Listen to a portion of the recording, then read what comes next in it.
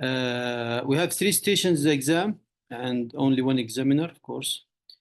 20 marks for each station. And you will have 1 minute outside to read the station and 9 minutes inside the station with the examiner. Scenario outside could give you an idea about what is this station and might be giving you some notes from his past history. And also might give you an idea about the current vital signs. Okay, so when you go inside, also you will find the same notes from outside. You'll find it the same inside. It's just one scenario. Okay, so we'll go inside. You have 16 marks for knowledge. Knowledge means you ask a question, you give him an answer, and that's the knowledge part. And 4 marks for professionalism. Professionalism is not marked as knowledge, is marked with the skills stations. Some would, who went for the exam, for example, they would come back with like, we didn't pass in skills. He could be not passed in professionalism, actually. The marks of professionalism did this to him, okay? So professionalism is very important. Professionalism, what does professionalism means? Professionalism in critical care, especially in critical care, he will give you some investigations almost in all stations. Interpreting an investigation such as like an image, ABG, CBC, electrolytes, whatever, okay? Reading the investigations in a professional way. Also solving a problem. He might give you a problem right now, and the patient have problem with breathing. What do you think could be the cause, and how will you manage this? He might give you a problem which could be something new inside the station, okay? Like a new situation. Your awareness about the situation. Awareness means you are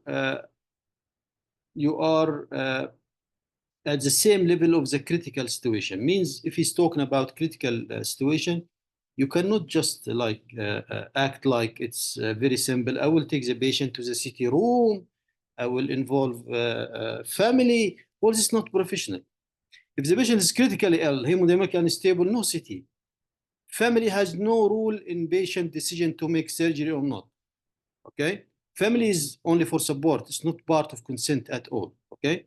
All this can put down your professionalism.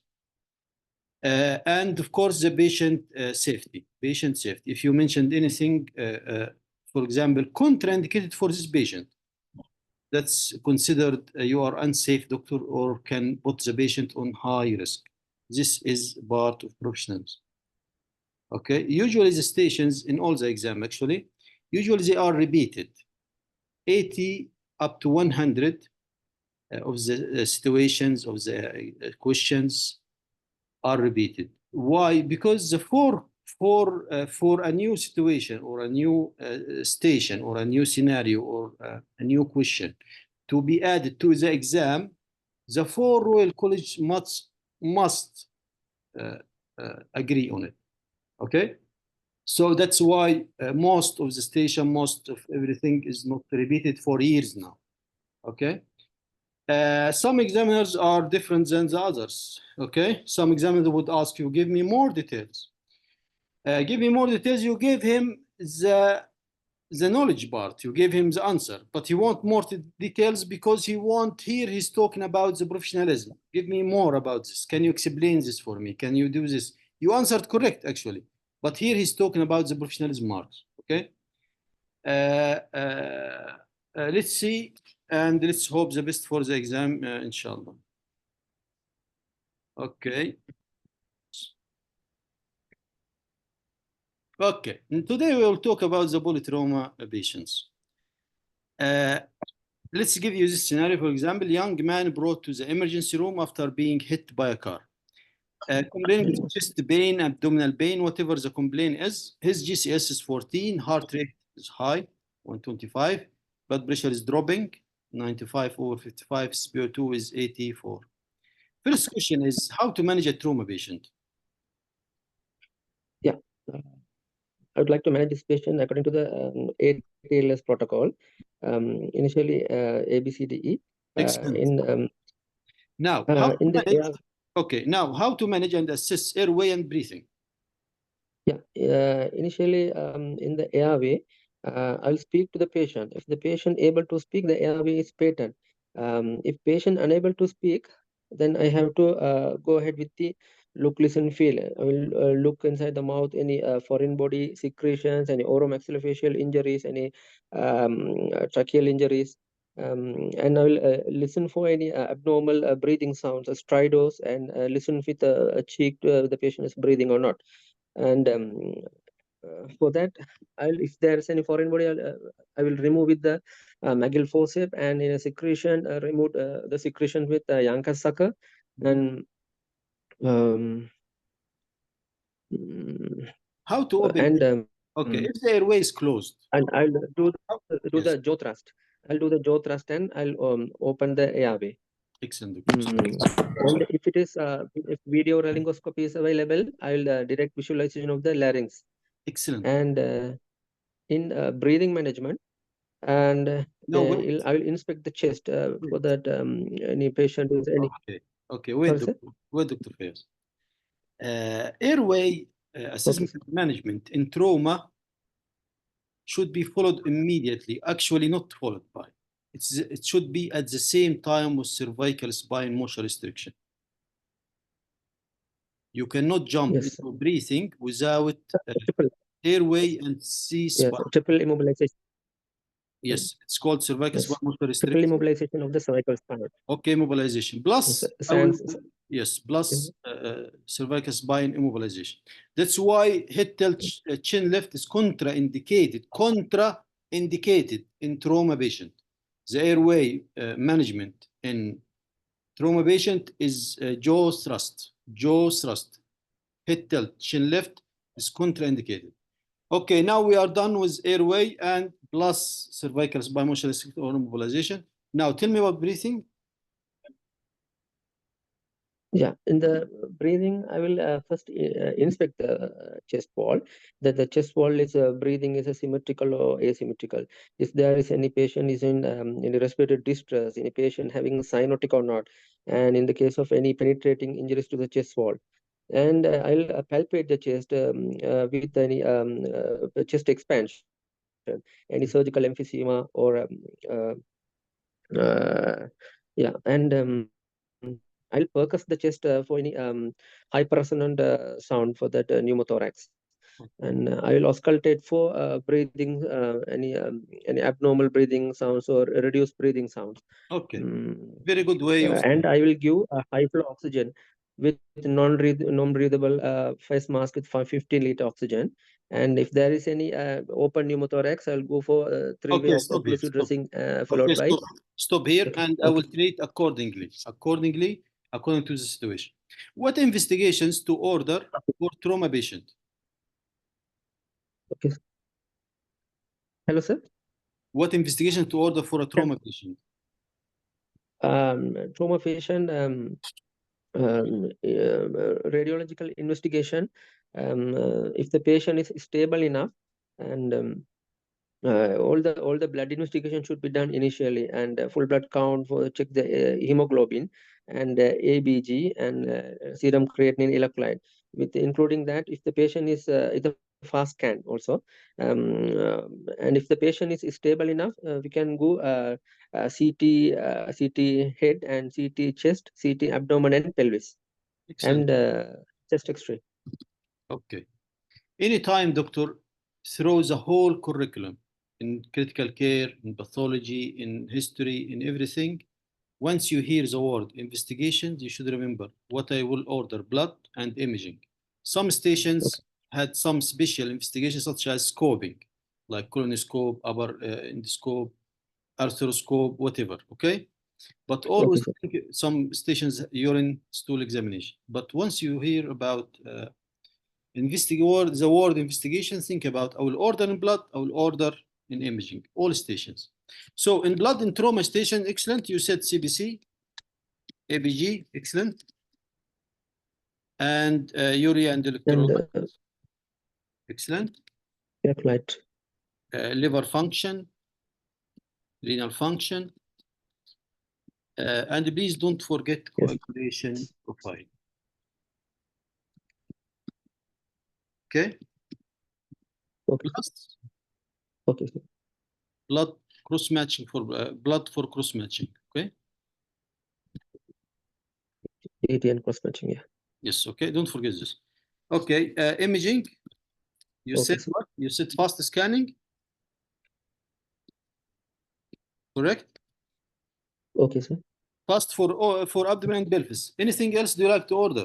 We will talk about. Extended fast. Extended fast with extended fast. E-fast.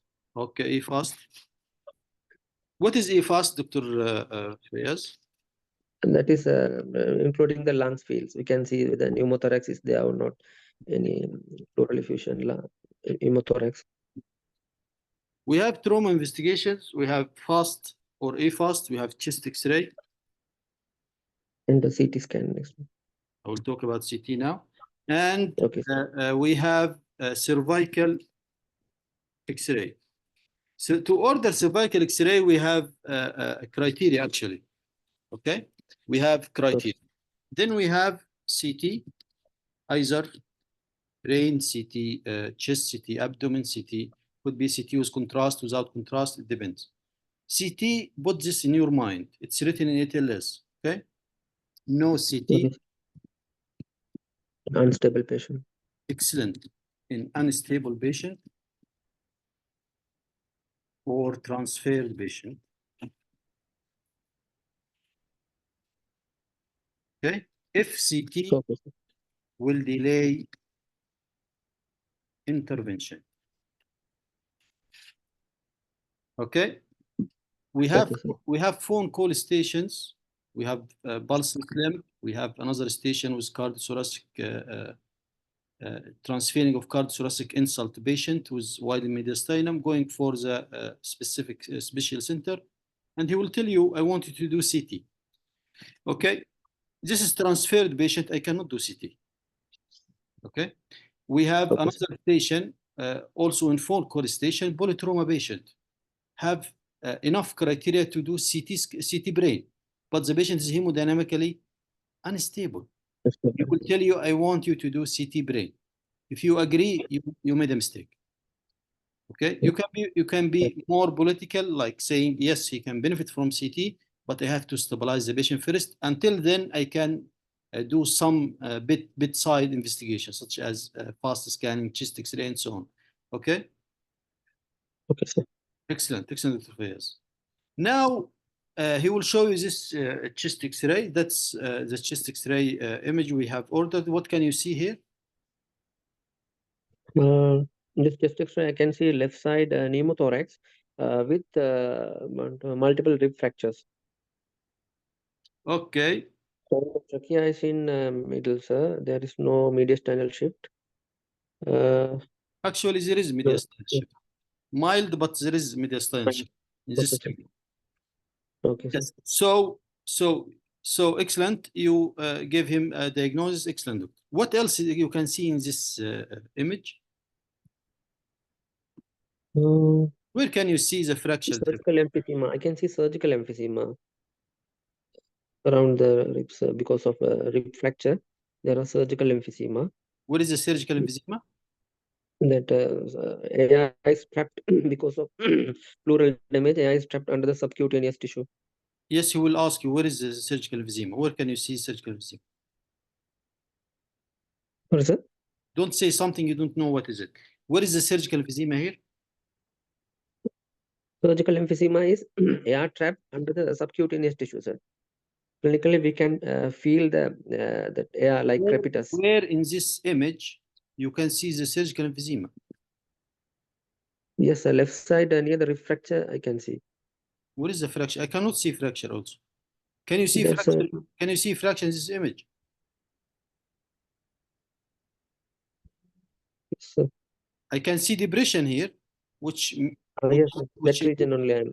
Which indicates, yes, okay, I can see depression here on the lateral wall, which indicates mostly there is a rib fracture, but I cannot see ribs here at all, actually, to be fractured or not. Okay, sir. And the opposite side, there is no rib fractures here. Okay, sir. Okay. Okay, sir. So where is the surgical emphysema? It's right here. Yes. Okay. Yes. The mediastinum here is mildly shifted, but mildly shifted. Okay. So what is your Yes. diagnosis for this? This is a patient developing tension pneumothorax. Okay. How to manage tension pneumothorax? Initially with needle thoracostomy in safe triangles, fifth intercostal space, followed by IC tube insertion in safe triangle. Okay. Now, what about this picture? This extra shows widened mediastinum. Widened mediastinum, most probably due to large vessel injury or any pericardial effusion. Or cardiac injury? Cardiac injury. What do you call the cardiac injury? Cardiac tamponade. Pericardial effusion, sir. Cardiac tamponade. Okay. Now, how will you manage this patient? You said here you will do needle thoracostomy followed by tube. Now, how will you manage this patient? Yeah, we have to do urgent according to the ATLS criteria, say A, B, C, D, E. Then if the patient is stable enough, we can go for CT angiogram to exclude any major vessel injury. Or else patient is unstable, we have to go for echocardiogram. Excellent. And we have to go for sternotomy and pericardiocentesis. Excellent. What else you should do? And Just the definitive management. Until then, and ask this question asked in cardiothoracic transfer to cardiothoracic center with the patient with wide mediastinum post trauma. Okay, so he will ask you what should you do till the patient arrive, or what you should do. we can give some beta blockers to reduce the heart rate Excellent. to 60 to 80, and we have to maintain the mean arterial blood pressure around 60 to 80, sir, to reduce the bleeding. Excellent, excellent, doctor. Excellent, doctor. So, in patient with suspected aortic disruption or large vessel disruption with wide mediastinum post-operative, I should do what is called controlled hypotension or Permissible hypertension. yes. Okay. How to do this with IV beta blockers? I should keep his heart rate below 80 and keep his mean arterial blood pressure between 60 and 70. Okay? Yes, sir. Okay, but what else? This patient, you said they will give him high flow oxygen and resuscitate him with fluid and so on. But what about this patient?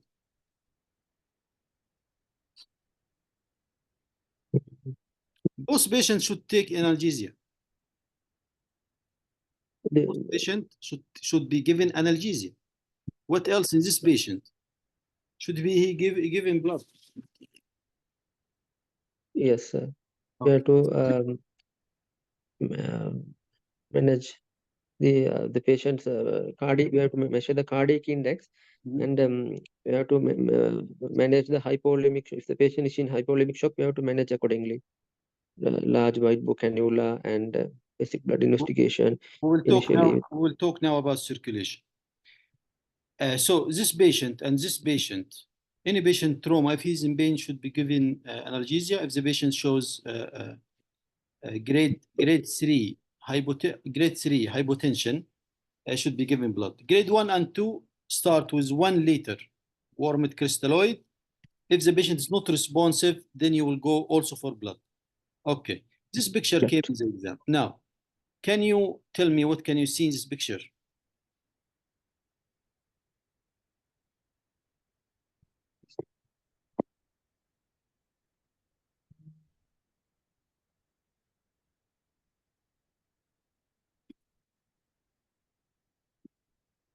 Can you comment on this picture? It's the same thing. Widened mediastinum. Yeah, widened mediastinum. What else can you see?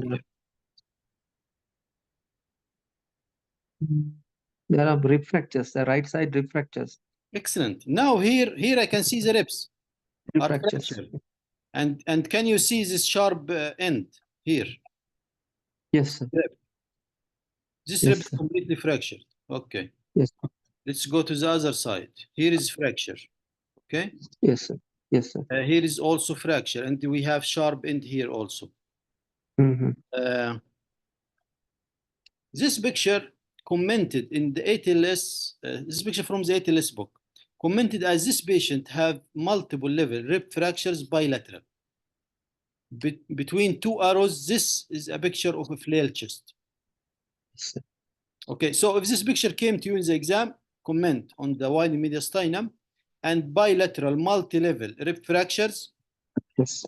Okay, with this patient have a flail chest. Mediastinal shift. Mediastinal shift. Mediastinal shift, I'm not sure about mediastinal shift. I cannot comment about mediastinum, but it's shift. I think so. Brachial deviation. Yes. Brachial deviation to the right side. And this picture is posterior anterior because the heart is in the left side. Because the heart is on the right side on the image. Okay. This is posterior anterior view. Okay.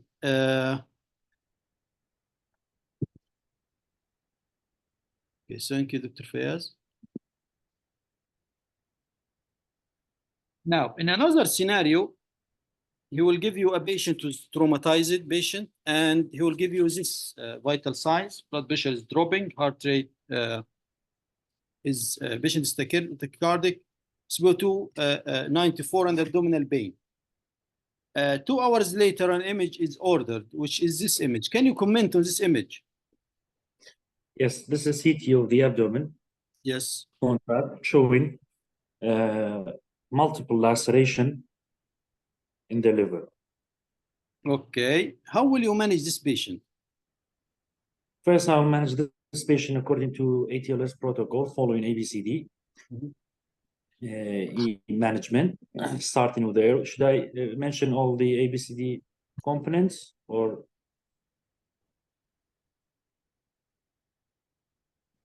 Or we don't need it? Okay. Yes, continue, yes. ABCDE, yes. Okay. About airway. Starting with the airway. Starting with the airway. If the patient is speaking and talking back to me, so I'll assume the airway is patent for now. If not, I'll manage the airway. I will examine the airway by look at the face and the neck for any fracture, mandibular fracture, any facial trauma. Look at the trachea also, and drain any suctioning and foreign body inside the mouth. Then I'll go for cervical spine immobilization. Then I'll go for breathing. I'll check the breathing bilaterally by I can listen stethoscope bilaterally and feel the chest for any emphysema or crepitus, and for normal bilateral chest expansion, and also start an high flow oxygen for the patient. Then I'll go for circulation. I'll place 2 whiteboard cannula and draw blood for investigation. I'll start resuscitate the patient with the crystalloid, and check the vital sign. If there is a response, I'll continue, and we can also give tranexamic acid if there is obvious bleeding right now. And then I'll go for disability. I can do a Glasgow Coma scale at this stage for the patient. Okay. And then for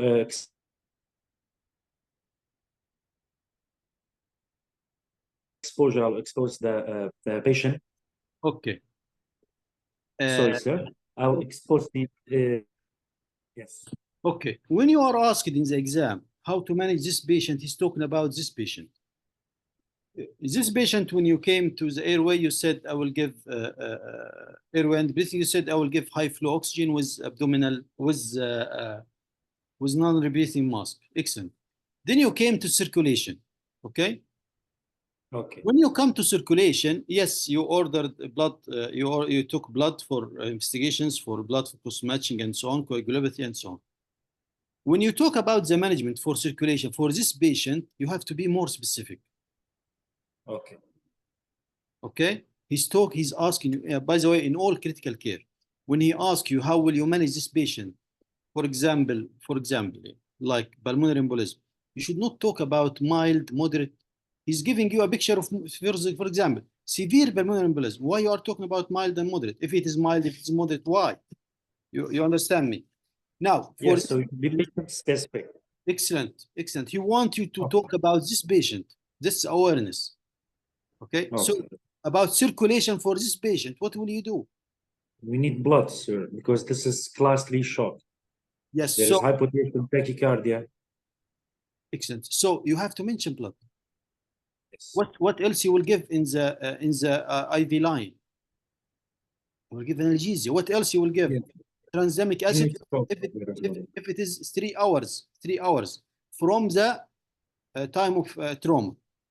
Tranexamic acid is only effective in trauma if it is within 3 hours. 3 hours, yes. Okay, what else? In the management of bleeding in patient in trauma, plus correcting any coagulopathy. It's written in ATLS. Okay, Yes. any trauma patient should be managed. Any bleeding situation in trauma patient. Of course, number 1, stop bleeding. Number 2, take blood and investigation. Start only 1 liter of warmed crystalloids. Yes, if the patient stage 1 or 2, that's enough for him. If the patient is not responsive, I will give him more fluids. No, I will give him blood. If the patient is stage 3 or 4 from the beginning, this patient will be given blood. So I will give him fluid until the blood is ready, and I will give him blood. Number 4, if the trauma is within 3 hours, I should give the patient tranexamic acid. Okay. Number 5, any patient is bleeding in trauma, I should correct any coagulopathy. Because if the patient have a coagulopathy and you are giving him blood, tranexamic acid, whatever you are giving him, and he have coagulopathy, he will not stop bleeding. You are giving him blood and he is bleeding. Give him blood and so on. So always keep it in your mind. Always keep it in and correct any coagulopathy. Okay. What will be, was the CT good investigation for this patient? Actually, no, sir, because we have to do fast scanning, and this patient might need immediate laparotomy. The patient is unstable, and CT is time consuming. A better option is to do fast scanning. And if there is liver laceration or liver injury or splenic injury or any organ injury with this vital sign, it's an indication for an immediate laparotomy. Excellent. So the next question is, what is the problem with ordering CT for this patient? Why? You answered this. Time consuming. Huh? Time consuming. I have patient already hemodynamic unstable, already fast scanning shows blood. Why I consume him? I should take him for exploration and management. Now, what is the management of liver tear? We can, if there is a hematoma and stable intraoperatively, you can leave it. Just do perihepatic packing. If there is an obvious deep laceration, you can also suture it and then do perihepatic packing. If there is a frank bleeding, obvious, you should not do anything else except for packing until the patient is stable and remove the packing at a later date. What else?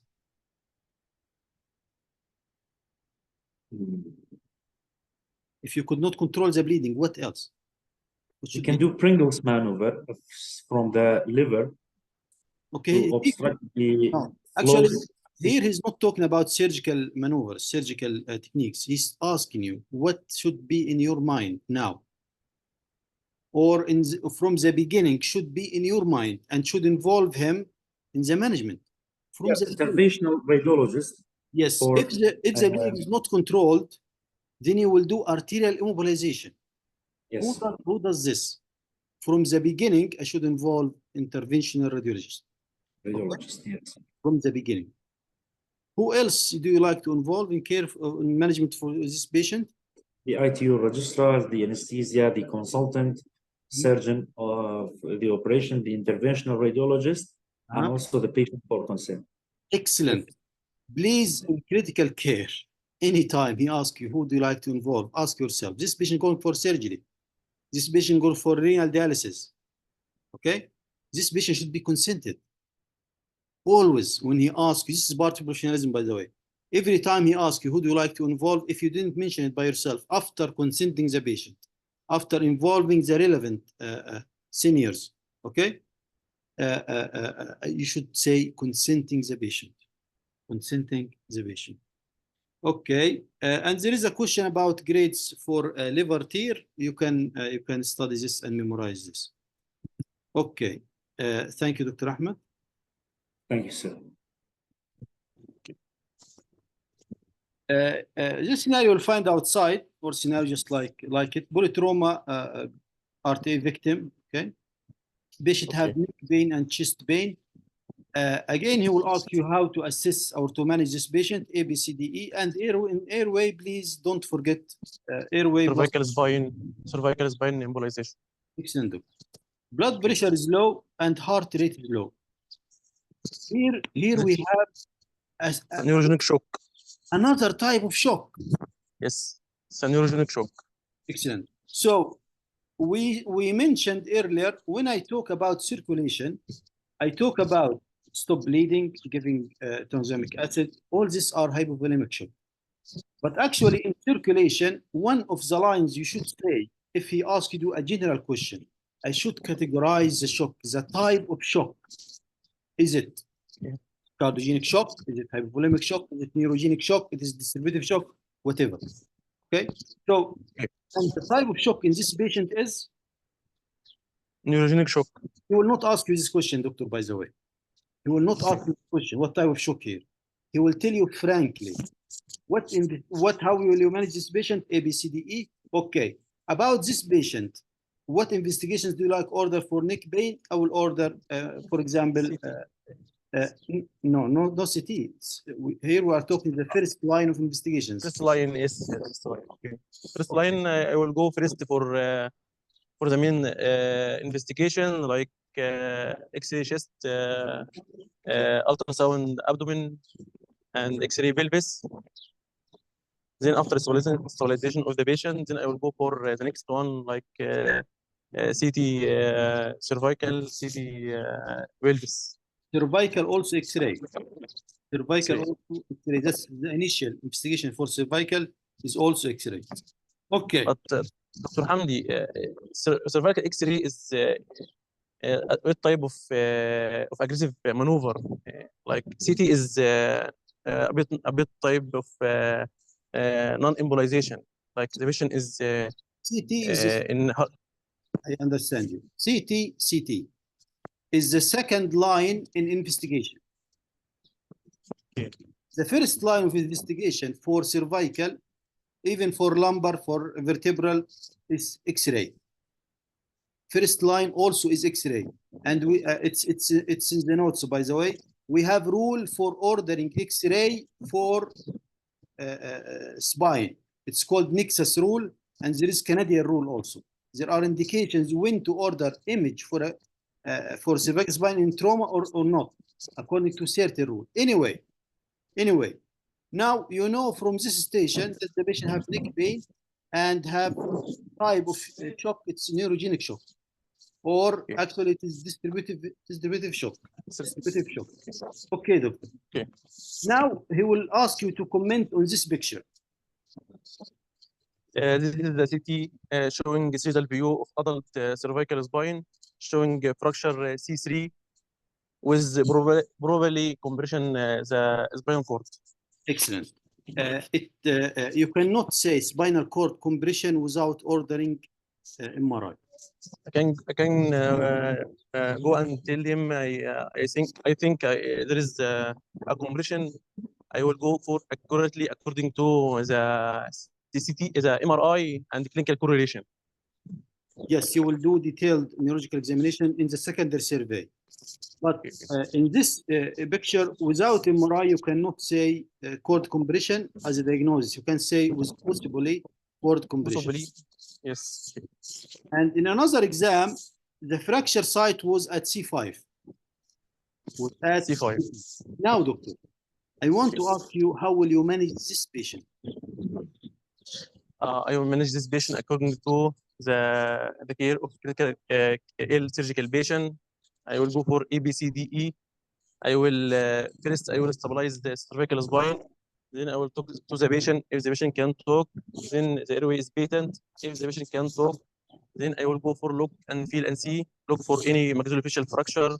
look for any central cyanosis, look for any foreign body or clot in the airway. Then I will go for head tilt and try to remove any foreign body, any clot in the air. Then if the patient, then if the airway is open, then I will try to the next one. I will go for feel for any respiratory problem like stridor, suffocation, like any sign of hoarsening of the voice. All this is Then anyway, continue. yes, okay. Then I will go for here feel for the entry of the air in my cheek on his nostril. Okay. Then I will go for aggressive maneuver like oropharyngeal, nasopharyngeal airway. Then if the patient can't maximize his ventilation, I can go for intubation. Excellent, doctor. Wait, stop here. Okay. Now, about this patient, why you should consider intubation, even prophylactic intubation in this patient? Because the patient has C3 fracture and he will affect the phrenic nerve, which supplies the diaphragm, which is responsible for the respiration. So the patient will have probably a respiratory acidosis and hypoxia. So I will go there for protection of his airway, and I'll go for intubation. Okay. Can you say it this way when you talk about airway, and I will consider prophylactic intubation? Yes. We have two reasons. We have two reasons in this patient for prophylactic intubation. First reason, just like you mentioned, fractures from C3 to C5 affect the phrenic nerve. Affect the phrenic nerve and can affect the depths of respiration, put the patient in shallow breathing. Okay, we will talk about this later on. The second indication for prophylactic intubation within patients with neck trauma, okay, is development of hematoma. So if I needed to intubate the patient later on, it will be difficult. Okay. So I should, when you are talking about airway in this patient, airway and cervical spine motion restriction, and I should consider also prophylactic intubation. Reasons 1 and 2 we just mentioned intubation. Now you will go for breathing. Okay, yes. you ended A and cervical, then you will go for breathing. Tell me. I will go for breathing. I will look and feel and see. Look for any asymmetry movement of the chest. Look for any fracture, open fracture, trauma to the chest. Look for any central cyanosis. Then I will feel. Look. Then I will. I listen to any respiratory, expiratory, stridor, hoarsening. Then I will try to palpate his trachea to know it's centralized or not. Okay. Then I will auscultate and percuss the chest to see if there is any pneumothorax, hemothorax, tension pneumothorax. You will treat accordingly. Okay. Accordingly. Okay. Now, circulation. Then I will assess his pulse and the rate of the pulse. Then at the same time, I will insert 2 large bore cannula and start to take blood for investigation for 4 units of the blood, for blood count, for EBG, for lactate. Then I will commence a crystalloid with inotropes and vasopressor because the patient has a neurogenic shock, so he needs a vasopressor to increase the heart pressure and prevent the bradycardia. Then I will give. Okay. We mentioned in airway, don't wait for him. You have to mention, consider vasopressor agents. In airway. In circulation, you should not wait for him. You should say this because this is a distributive type of shock, mostly neurogenic shock. You don't know neurological shock. I will tell you now what you should say after ABCD. Now, in circulation, I have to consider giving the patient vasopressor. Vasopressor and tropes. Okay. Yes. And ephedrine. Okay. Okay, vasopressor because it's type of distributive shock. Okay. Okay. You have not to wait. and ask what type of shock is this, how to differentiate from hypovolemic, and so on. Okay? Okay. From scenario in front of you, it is distributive shock. I have to give the patient mostly neurogenic shock of distribution vasopressor. Okay, continue for disability and exposure. Then for disability, I will comment on Glasgow score, and I will take a full neurosurgical examination, Neurological. neurological examination. Okay. Then I will try to look for any long bone fractures, for try to examine the pelvis, long bone, and try to any building point, try to compress it, and try to make a long slab, so to stabilization of the patient. Okay. Now I will ask you, Dr. Muhammad. Neurological examination, long bone examination, and fracture, and so on. What do you call this? Or in which part of resuscitation you do this? Secondary part. Excellent, doctor. Then I will do detailed secondary survey, including neurological examination. Okay. Yes, and I will examine his back. Very important. This is secondary. Neurological examination involves log roll, involves looking for detailed like orthopedic examination, detailed like mental exam, detailed. Everything is detailed. Okay. So, and I will do. You have not to wait. And I will do secondary survey for detailed neurological examination. Okay, doctor. Now, what other type of investigations do you like to order for this patient?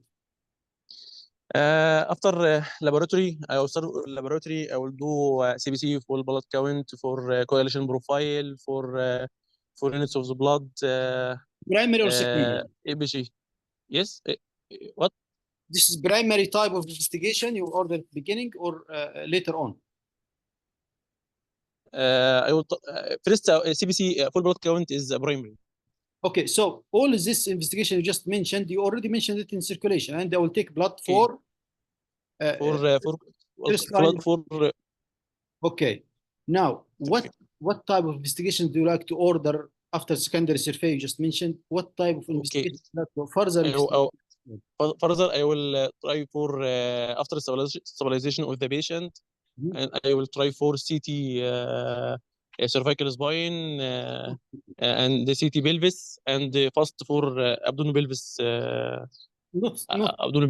Not CT for the spine, no.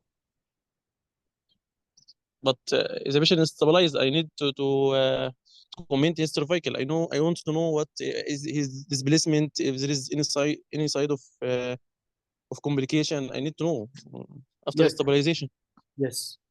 The only indication in trauma patient for MRI is spine injury. Yes. So here you have to mention MRI. You see, every station, they don't bring the station just like let's make some changes. Every station has its own management. Yes. Here's the type. But Dr. Hamdi, we don't do MRI in the first day. Like we can do in the second and third, not in the first day. In the first day we'll do CT. This is a priority before MRI. Doctor, in the ATLS, if you read the ATLS for cervical, not cervical, any spine injury, okay? The investigation for spine injury is MRI, not CT. For compression of the cords, yes. MRI, not CT. Okay? Here you should say MRI. MRI, okay? Plus ABG. Now we will talk about the ABG and respiration, okay? I asked you what are you worried about? You told me about this level of fracture, phrenic nerve, and so on. Now, and how to differentiate between neurogenic and hypovolemic shock? You answered this already. What is the hypovolemic? Yes. What is the yes, you answered this already. What is the complication of this type of injury at the alveolar level? He will affect the will make the alveolar collapse and affect of repair of the epithelial cells, and the patient will go for into a respiratory acidosis and hypoxia. How? There will be it will increase the CO2 retention, and it will cause Retention. Why? Why CO2 retention? by due to hypoventilation. Excellent. Excellent. So this type of will affect the diaphragm, so it will affect the depths of breathing. So Yes, it will be shallow breathing. Yes, shallow breathing. What happens in shallow breathing at the alveolar level? it will be hypercapnia. No. And Before this, yes, this will happen. Yes, before this, what happens at the alveolar level? He's talking about the alveoli. What happened to the alveoli? ventilation ventilation mismatch. You will be a PQ mismatch. Yes, there will be alveolar collapse. Alveolar collapse. Yes, I know. Yes. Especially the distal part of the lung. Especially distal part of the lung. When there is alveolar collapse, what happens? CO2 will be absorbed to the circulation. Here we will start to talk about CO2, high CO2 in the circulation. Here we are talking about respiratory acidosis. Okay? Okay. Some would say here he's talking about atelectasis as a type of infection. Atelectasis, yes, atelectasis happens in the basal part, also due to shallow breathing, also due to alveolar collapse. But this is a late complication. Here he's talking about acute complication, acute problem you are worried about. So shallow breathing will lead to alveolar collapse, will lead to CO2 absorption into the circulation and CO2 and respiratory acidosis. This is the problem. Okay. Here he asked specifically, what blood investigations to order? Here he asked again. EBG. EBG. Now, how to differentiate? You answered this already. How to differentiate between neurogenic and hypovolemic shock? And the hypovolemic. Hypovolemic will be there will be tachycardia and hypotension. In neurogenic shock, there will be bradycardia and hypotension. In hypovolemic shock will be a cold periphery and calm cold periphery. In neurogenic shock will be warm periphery. Okay. So, Dr. Muhammad, who went for this station, C3 or C5, the examiner did not ask them about details in management. He will like shifting his head. Okay, you are talking about airway. I will open the airway, give the patient high flow oxygen, breathing. I will assist breathing, and our circulation. I will start giving the patient fluids, and I will give the patient, and I will take blood for investigations and so on. And the examiner just shifting his head. Okay. Then he how to differentiate between neurogenic and hypovolemic shock. Okay. What is the action on the alveolar level? Okay. Why this type of injury is and okay. There is difference between who answers just like ABCD, normal ABCD, without taking care about the specific management in ABCD for this patient, and who is talking about specific management for this patient. If you are talking about the airway without considering intubation, because this patient is susceptible for respiratory distress, okay, that's completely, he's not giving the full mark. If he's talking about circulation without categorizing the circulation in front of him, like, and also because this type of circulation shock, the patient have the type of picture of distributive shock, I have to consider giving the patient vasopressor. Okay, this is the first line in distributive shock. It's a vasopressor. He will not ask you what will you do. He will just let you speak how much you speak, then he will mark you later on.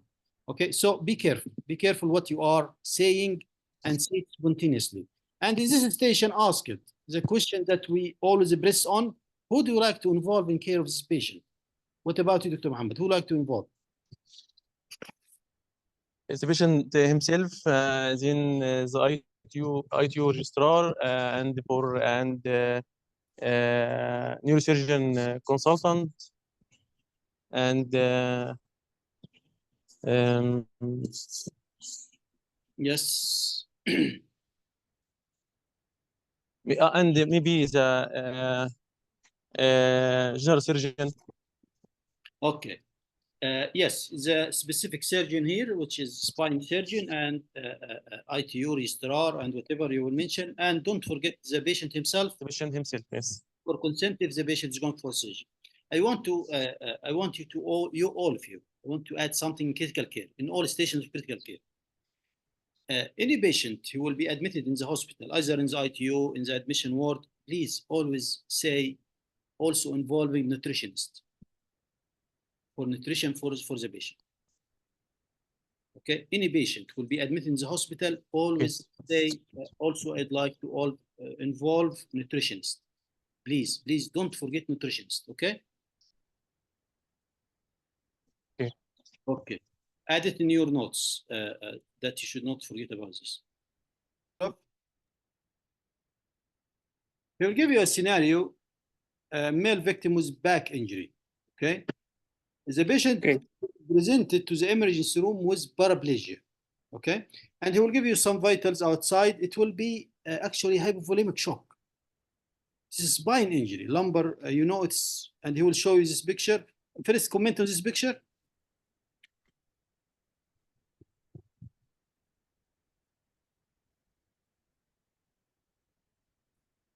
Hello, Dr. Ashraf. Okay. Okay, can you comment on this picture? This is a fracture of lumbar 1 vertebrae, and we start firstly by check patient demographic data, his name and age and date of birth, and the hospital ID and number. And this is CT showing lumbar 1 vertebrae fracture. Okay. Was possible cord compression. You cannot say cord compression without Cord compression, MRI. Cord compression, we say it at MRI only. Excellent. Now, the question is, before the questions, I wanted to be careful about the vitals in this patient. It's spine injury, yes, but the patient have picture of Heart hypovolemic. rate increase. Heart rate increase. There is not hypovolemic shock. Heart rate increase. That's hypovolemic shock. Hypovolemic shock. Sorry. So be aware about this unique situation: hypovolemic shock and spine injury. Okay. He will ask you about what type of shock is this and why. Anyway, at this level of L1, do you think the spinal cord could be injured? You told me with suspected spinal cord injury. Do you think at L1 level, spinal cord can be injured? At adult, there is possible injury because Yes. it at L1 and the children L3. Yes, and in some adults, it's between L1 and L2. Yes, there's possible.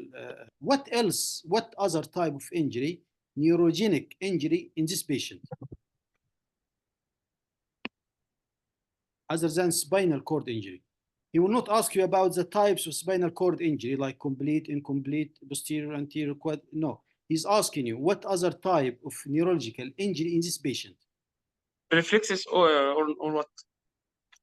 I'm not asking about reflexes. I'm asking about syndrome, neurogenic syndrome, type of neurogenic or spinal syndrome in this patient, other than spinal cord injury. You told me this. Coda equina syndrome. Cona equina or conus medullaris? Conus medullaris. Okay. Conus medullaris. There is fecal incontinence and urine incontinence at conus medullaris. Okay. What else? What are the features of conus medullaris? You told me urine and fecal incontinence. What else? Absent spinal reflexes, DVT, and the muscle wasting, osteoporosis. This is a complication. These are late complication. Yes, he will ask you about late commission. Now he will understand that you are reading from notes. Okay. He's asking you now, what is the picture of conus medullaris? You told me renal and fecal incontinence, correct? Okay. Okay. What else? What else the patient can be presented with right now? Huh? Neurogenic pain. Okay. Can patient can come with pain? Yes. And also paresthesia of lower limb. Paresthesia or paraplegia. Okay. And I can think anything also. Sensory deficit. And something is very, very frequent with conus medullaris, which is impotence. Okay. Now I will ask you these two questions, doctor. First thing is, what type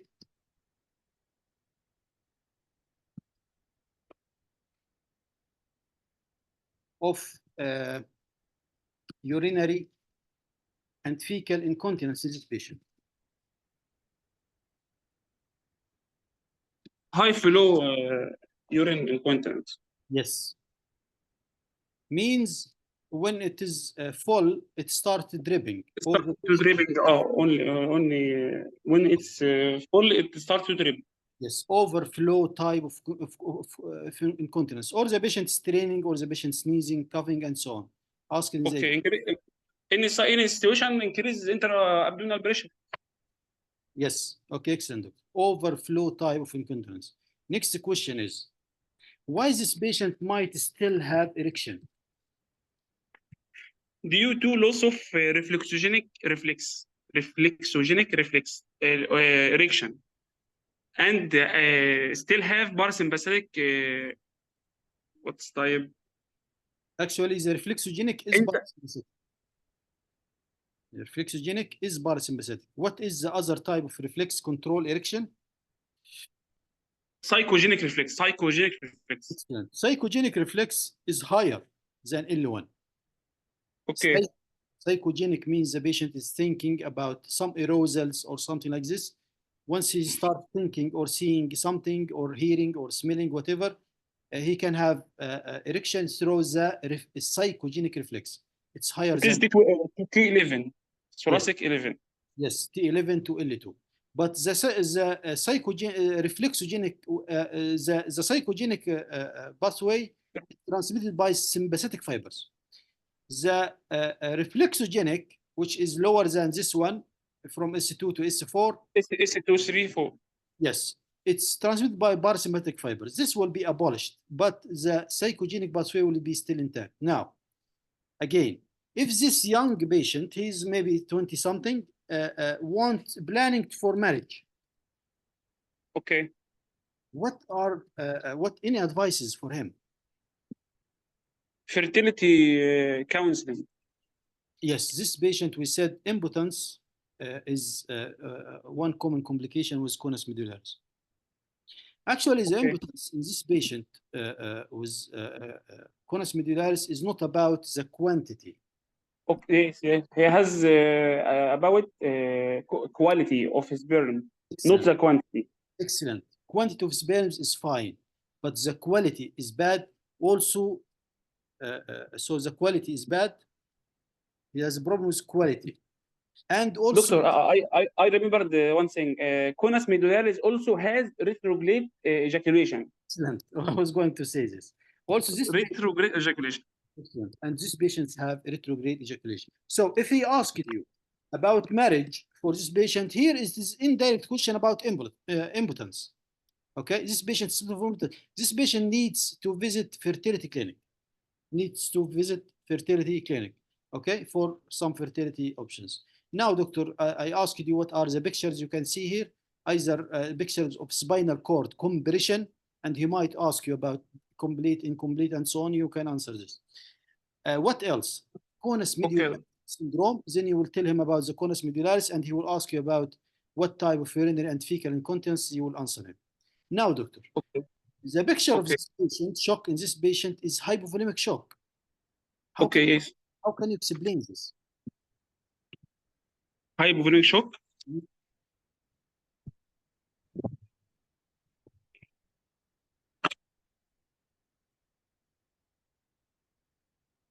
I don't know. Internal bleeding. So what other do you like to order for this patient? Sorry, I didn't hear the question. What other investigations do you like to order for this patient? MRI, laboratory, and radiology. Laboratory, the patient has road traffic accident, CBC, urea and electrolyte, and coagulation profile. And radiology, CT, X-ray, first X-ray initial, and CT and MRI. Okay.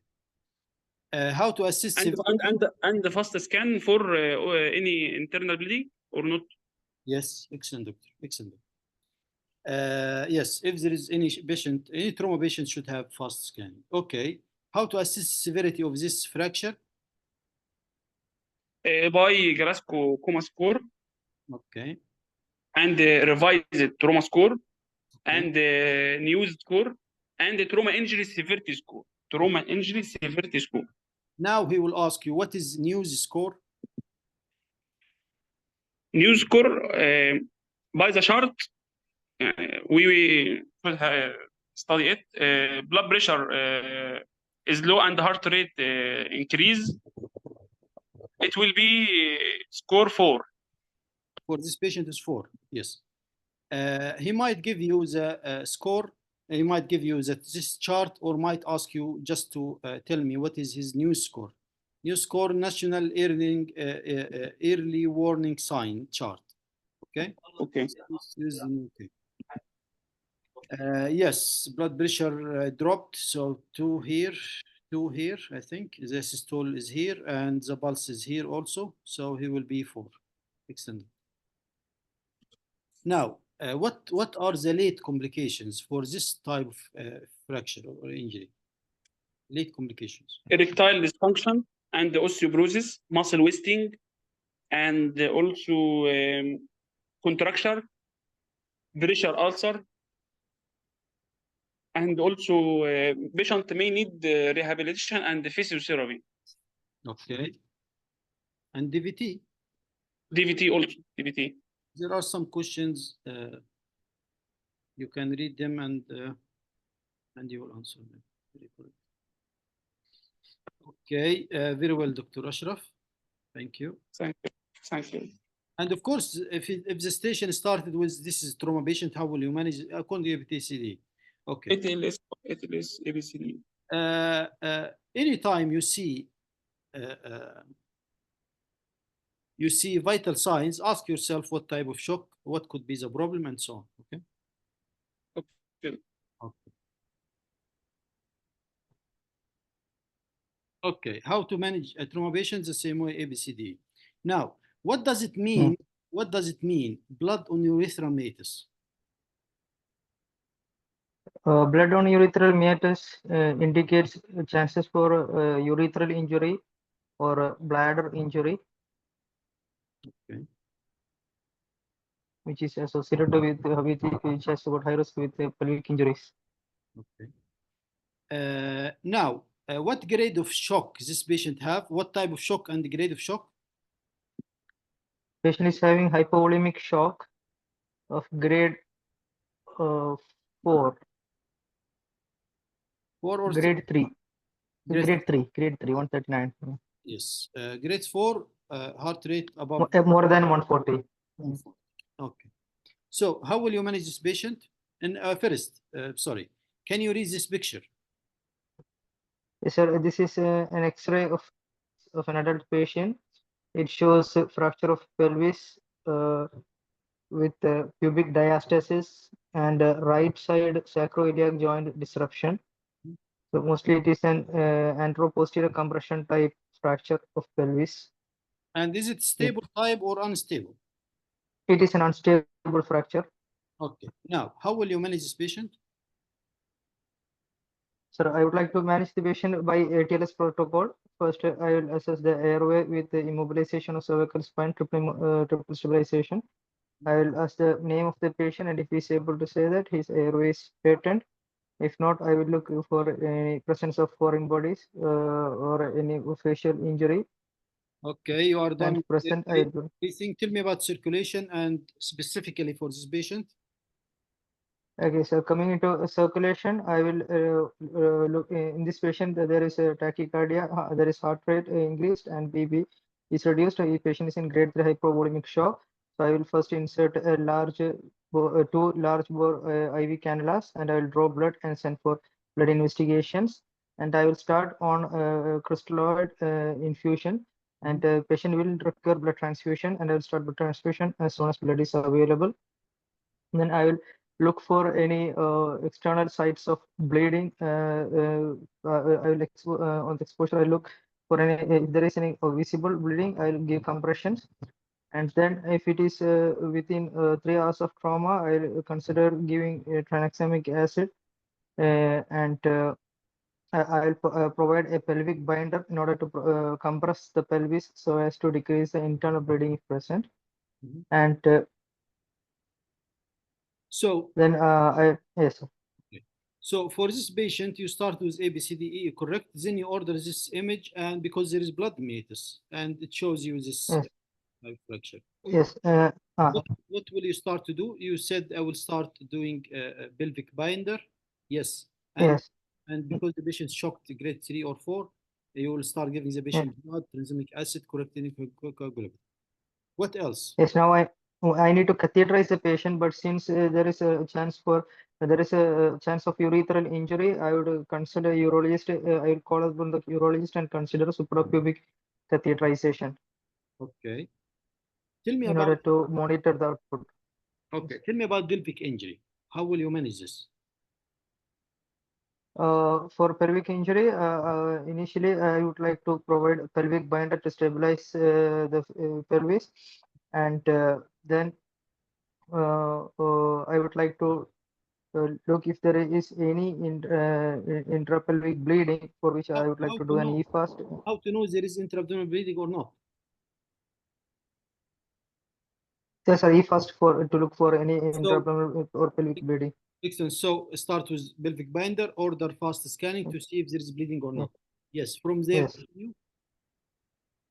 Okay, then if there is intrapelvic bleeding, then or intra-abdominal bleeding, and if the patient is not responding to fluid resuscitation and blood resuscitation, I have to consider emergency laparotomy, for which I will involve the intensive trauma units registrar, the specific surgeon, the radiologist, intensive radiologist, and after consenting with the patient, Mhm.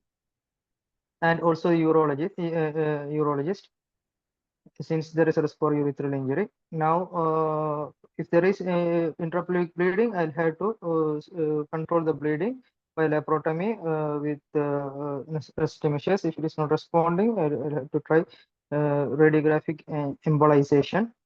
And for stabilization of pelvic ring, I'll have to consider external fixator application. So for this patient, you will start with pelvic binder and Yes, do fast scanning. If there is bleeding, this yes, sir. patient will go for surgery after consenting the patient, involving the related, involving the other specialties, especially interventional radiologist. If I couldn't control the bleeding, he will do arterial embolization, stop bleeding. Yes, If sir. there is no bleeding, I can do CT angiogram. CT angiogram for the abdomen pelvis. Okay. Here he will ask you how to assess the response for the circulatory support. Yeah, sir. The response is assessed by the again by the checking the vitals response. We assess by looking the decrease in heart rate, normalization of blood pressure, then capillary refilling time, and periphery warm, whether the peripheries are becoming warm, and urine output. I'll assess the urine output, and yeah, that will be, sir. Okay, how to assess urine output in this patient? So urine output, sir, we do the suprapubic catheterization, and urine output we expect to be 1 ml per kg per hour. What are the contraindications for Foley's catheter in trauma patient? Sir, the contraindications in trauma patients, it is one chance for urethral injury, then any infection in the glands or meatus, then previous urological surgeries, Mhm. and chances of high riding prostate in digital rectal examination if there is high riding prostate. Yes. Plus patient refusal. Patient refusal. Patient refusal, yes.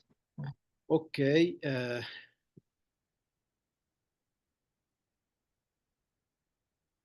So when you comment on this X-ray, please say unstable pelvic fracture. Unstable. Yes. Give him Okay. the features. Yes. Okay, excellent. Okay, RTA victim again, glaucoma scale 13 on scene. Okay. On arrival to the emergency room, means he assisted by maybe ambulance team or something like this. It was 13. By the time he arrived to the hospital, it's 15. And the patient had 2 episodes of vomiting, amnesia events. Patient cannot remember maybe what happened with him or whatever. And then GCS is dropped to 8. 2 hours later, a brain CT is ordered. Please, first, can you comment on this brain CT? This is as axial view of brain CT showing a hyperdense lesion at the right side, biconvex shape with sulci effacement and ventricular compression. Okay, doctor. Should the CT be done earlier in this patient?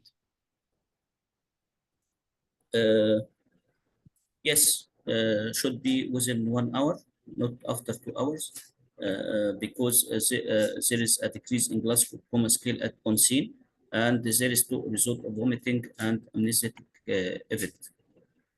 What are the indications for CT brain in this patient? The indication of CT brain in this patient, glaucoma scale less than 13, and 2 episodes of vomiting. Okay. What are the other indications for CT brain in trauma? Fracture, sign of fracture skull, base of the skull, like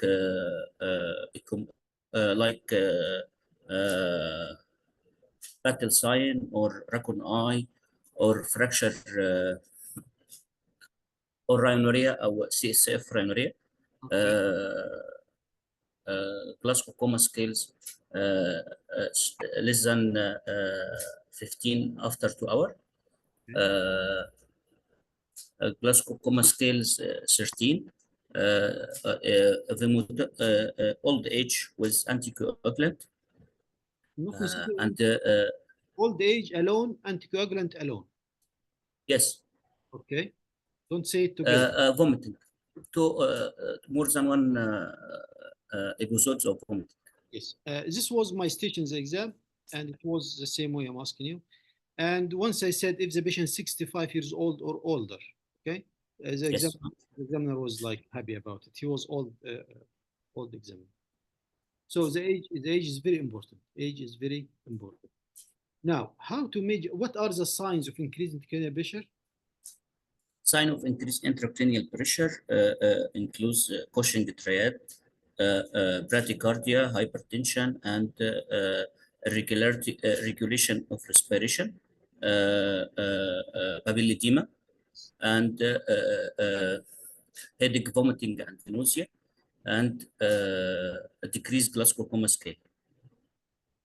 Okay. If he asked you about the signs, what will be the signs? Actually, the question Papilledema. actually in the exam, the question is about signs, not features of all. No, what you want to see in the patient to tell if the patient have signs of increased intracranial pressure. So you told me papilledema, yes. Papilledema and decreased glaucoma scale may be a sign. Hypertension and bradycardia.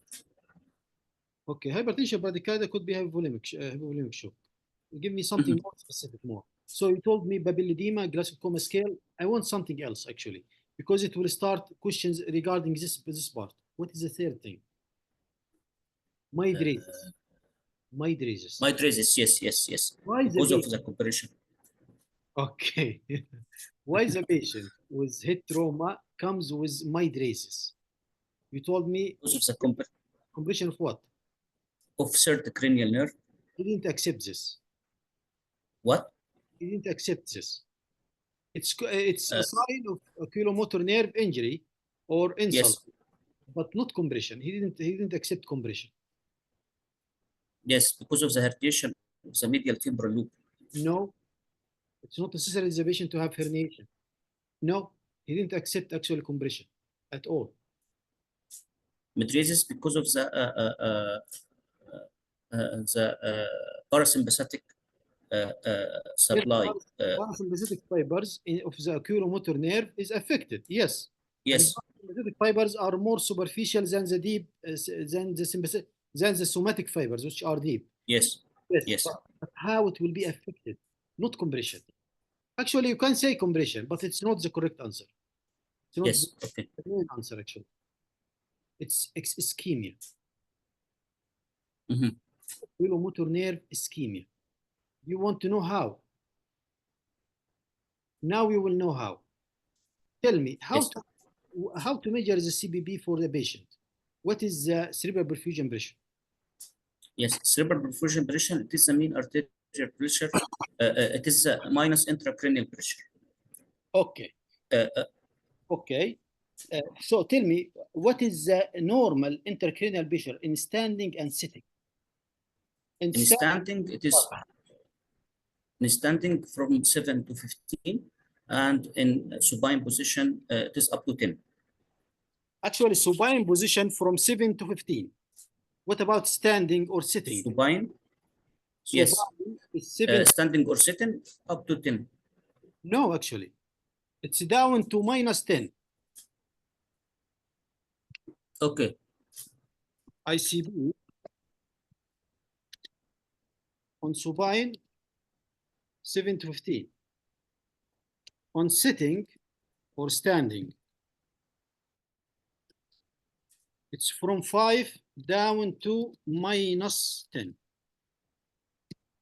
Anyway, see if the intracranial pressure is how the intracranial pressure affects the cerebral perfusion pressure. According to equation, if the intracranial pressure increases, the CPB will be decreased. Yes. That's correct. Excellent. Now, how the oculomotor nerve will be affected in case of increased intracranial pressure before herniation, before compression, is increased blood perfusion for the oculomotor nerve injury due to oculomotor nerve due to increased intracranial pressure. It's nerve ischemia, doctor. Nerve ischemia. Yes. That's the first or the main cause for mydriasis in trauma. Okay. Later on, we'll start the patient to have herniation and so on. This can cause compression. But the first cause for mydriasis in trauma patient, head trauma patient, actually is nerve ischemia due to increased cranial pressure, which will lead to increased cerebral perfusion pressure. Now, doctor, how chest trauma, if this patient have also chest trauma at the same time, how chest trauma will affect cerebral perfusion pressure? If chest trauma produce tension pneumothorax or great vessel injury, there is a decrease in cerebral perfusion pressure according to that pneumothorax will induce hypercapnia, which will lead to vasodilatation, and this will decrease vasodilatation will induce decrease in cerebral perfusion pressure. Okay. Okay, excellent. Now, what about the great vessel? The freeze is okay. If there is pneumothorax, will affect the MAP, will affect the CPB. Yes. No. He wanted the type, the pattern of breathing. How this can affect cerebral perfusion pressure?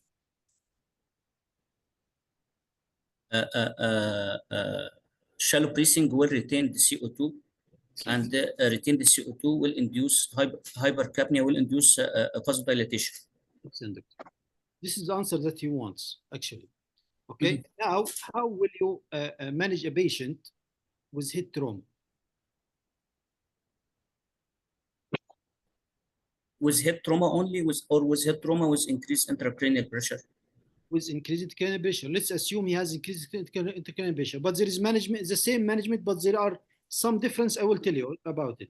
How to manage a patient with head trauma or increased intracranial. Tell me a patient with head trauma, I will treat it according to ATLS protocol. A for airway is patent and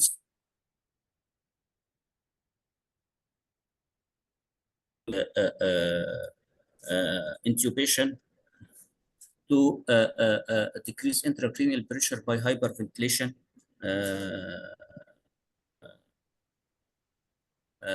which you know what is the first thing? Okay, continue.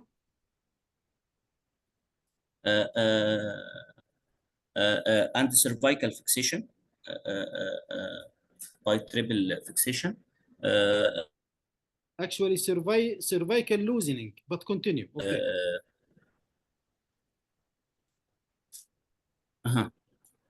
Actually, before breathing. Okay. Before breathing, assessment and management accordingly. Okay. And D for neurological, any neurological deficit and Glasgow scales, and E for exposure and prevent severe hypothermia for this patient. Relating to intracranial pressure specific precaution and management, I will increase the increase venous return of the brain by neck alignment and make the patient in semi-sitting position at 30 degrees and prevent tracheal compression on neck veins. I will decrease the metabolic rate of the brain either by barbiturate-induced coma or thiopentone. If there is a persistent increase in hypertension, I will decrease the brain edema by mannitol or furosemide. Yes. I will give the patient prophylactic for gastric ulcer and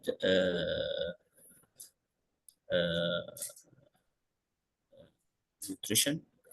Support, yes. Nutrition, I give patient, it is parenteral nutrition, internal nutrition, or parenteral nutrition. Internal nutrition it is advised, not parenteral nutrition. And maybe we say nutrition and analgesia to decrease pain and prevent and Okay. hypothermia. Hypothermia, you mean induced hypothermia, or what do you mean by hypothermia? Yes, induced hypothermia to decrease the basal metabolic rate of the brain. Okay. If all these medical measures you just mentioned, which we will take them one by one. If all this failed, you will go for another intervention. Surgical treatment, per hole craniotomy to evacuate the hematoma or drainage it. Okay. Before the craniotomy, you will do what is called you will do ventricular catheter in the yes, drain was in ventricular catheter. Anyway, okay. So you want another slide?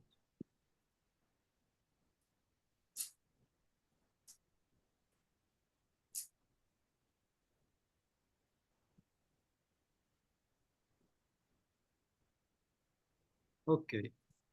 ABCDE for this patient. For airway, did you mention intubation? yes, Okay. Sedation and intubation. That's the airway. For breathing, you said you do hyperventilation. yes.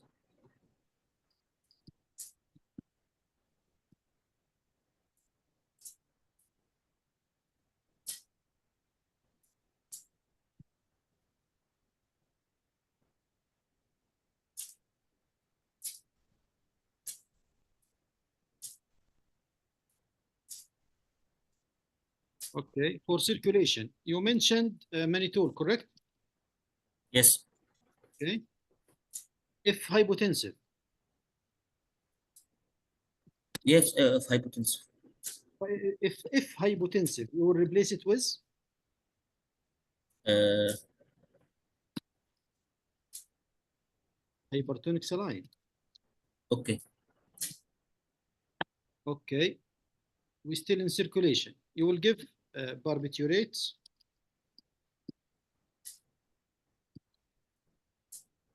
Okay. Plus correct coagulopathy.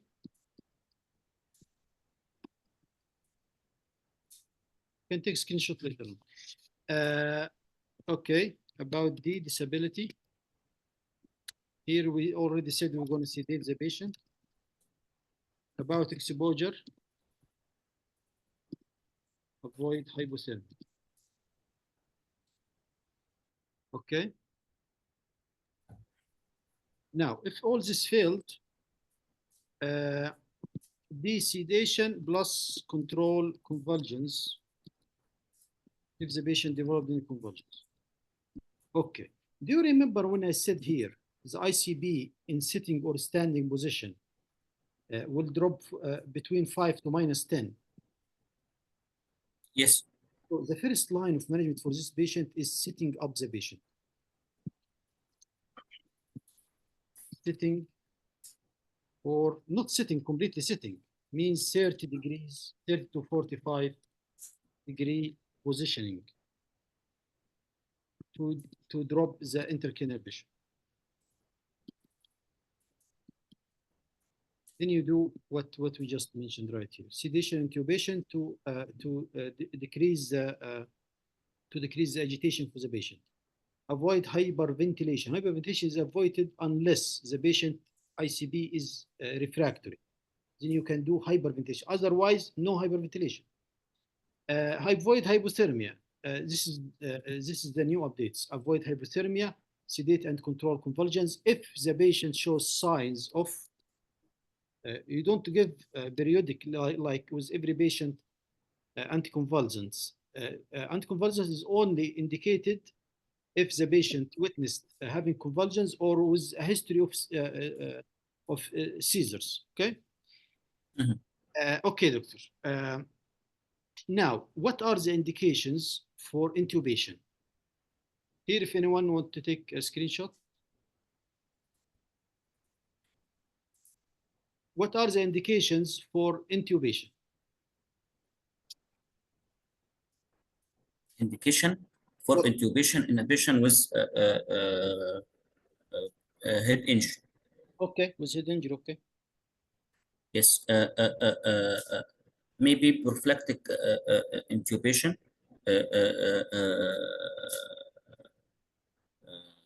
If patient develop seizures or we can't protect the airway, to protect the airway.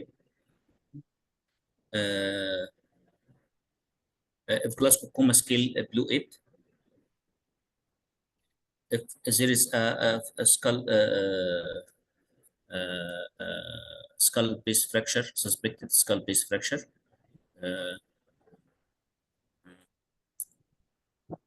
Okay, for intubation, intubation means you want to control the ventilation of the patient, correct? And also Yes. protect the airway. If you said this only, that's enough. That's all for the immediate indications for intubation. And there are another indications for transfer. If you are transferring a patient, when to consider prophylactic intubation. So prophylactic intubation is only in transfer or in certain situations. Now, what are the indications for immediate intubation? And by the way, in the exam, the examiner asked, tell me the indications for intubation if you are transferring this patient. You wanted indication. If there is a fractured mandible. Excellent. Or facial fracture. Okay.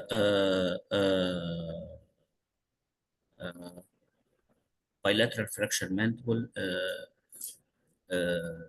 Bleeding in the mouth, okay. Bleeding in the mouth. If the patient having convulsions, okay. Something else. You said just GCS 8 or below, correct? Yes.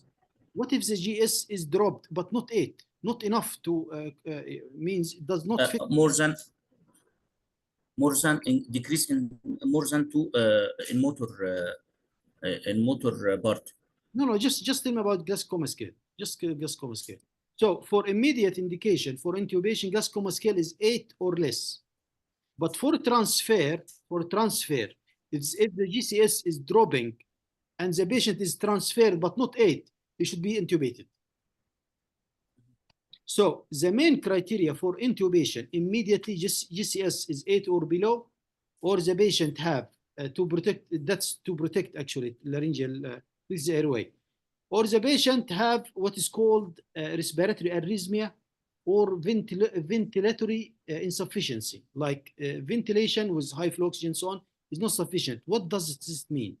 This means in ABG, the patient hypoxic or hypercarbic. Okay, the normal Yes. is not enough. So we can make it very simple, like this way. For immediate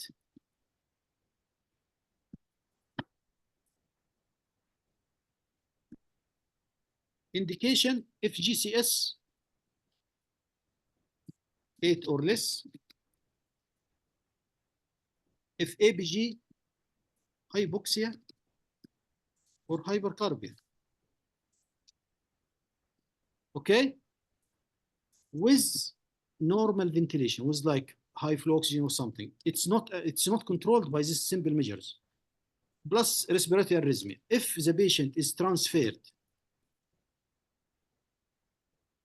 okay. If you, by the way, if when you answer the examiner in very short way and correct, must be correct, and in a way practical way, that's very, very professional.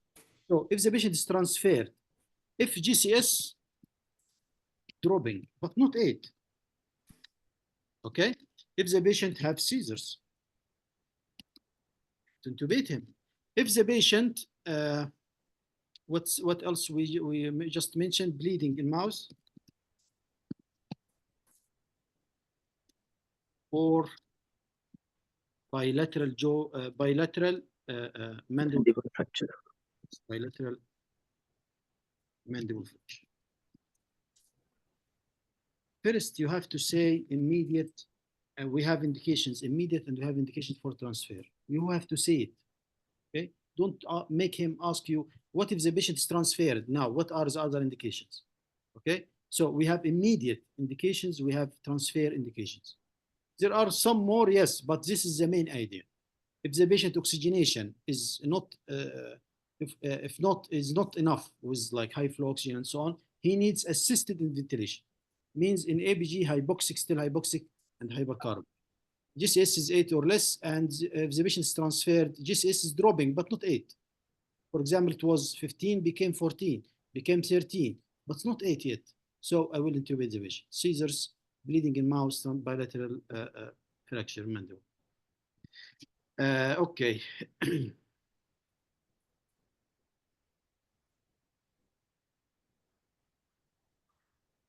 So the new things about this stage, actually, why the patient comes with dilated pupil.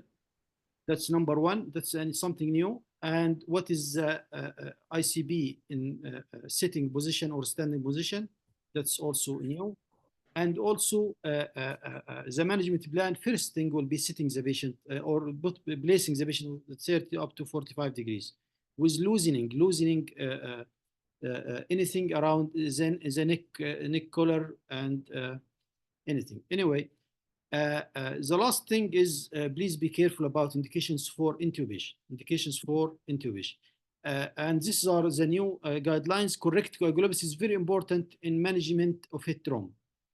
Either the patient have bleeding, you don't want the bleeding to keep continuing or keep going on. Also, if the patient, even he has no blood accumulated yet, correct coagulopathy before he start. They care so much about coagulopathy. In the all the new guidelines talk about coagulopathy, plus nutritional support for this patient. That's what should be based on. Okay, trauma victim arrived to the emergency room with crushed limb. Maybe there is closed fracture. Now the patient or the nurse have told you that the patient having severe pain is not responding to analgesia. She gave him analgesia, is not responding. And in the urine collecting bag, there is blood. Okay, so first question is... I'm sorry. Can I take the next station maybe? I'm sorry. Who are you? Ali. I'm Ali. Ali Jaz. Yeah. Okay, Dr. Ali. Dr. East.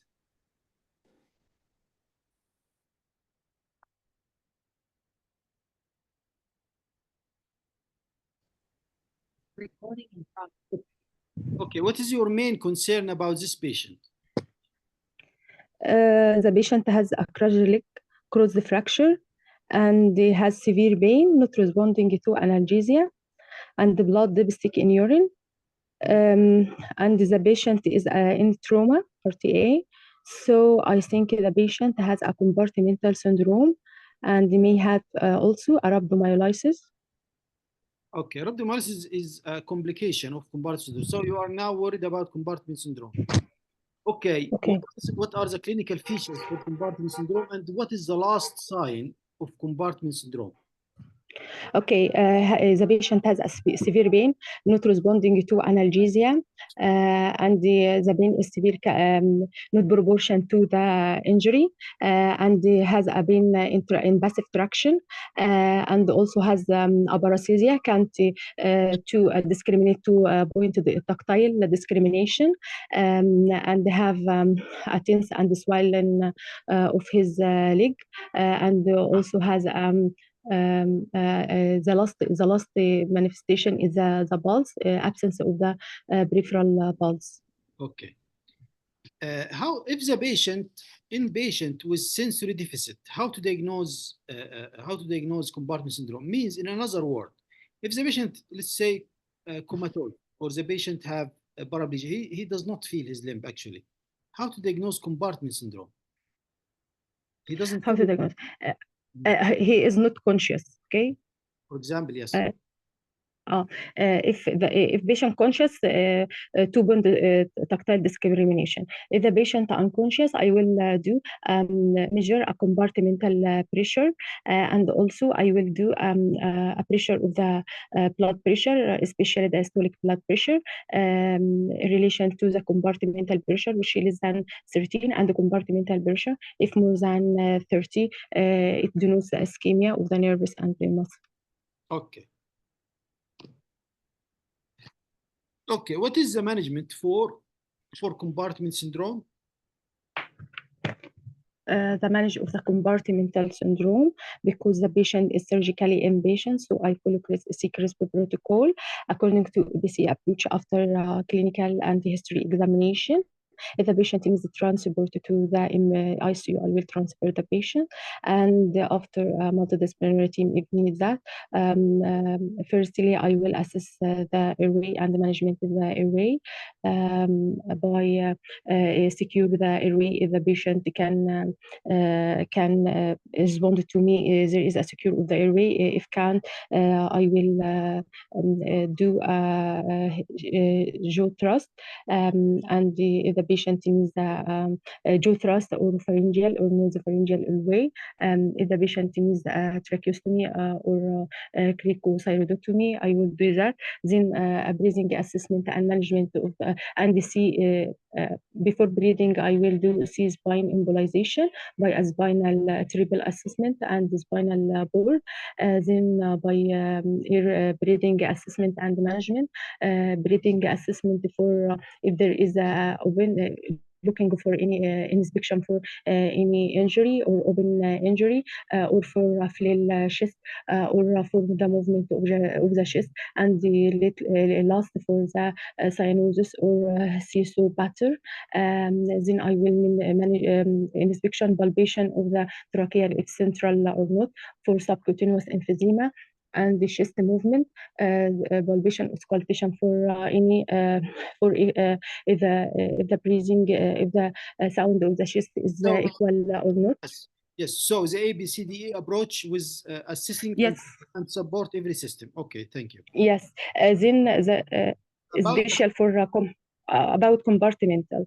I will give the patient fluids by 1.5 liter until the urine output is more than 300, until the myoglobin is flushed from the body, and I will give the patient mannitol and furosemide diuretics to flush the myoglobin from the circulation, and I will give him sodium bicarbonate for 3 causes and to correct the hyperkalemia. Then monitor the patient by ECG and the electrolytes.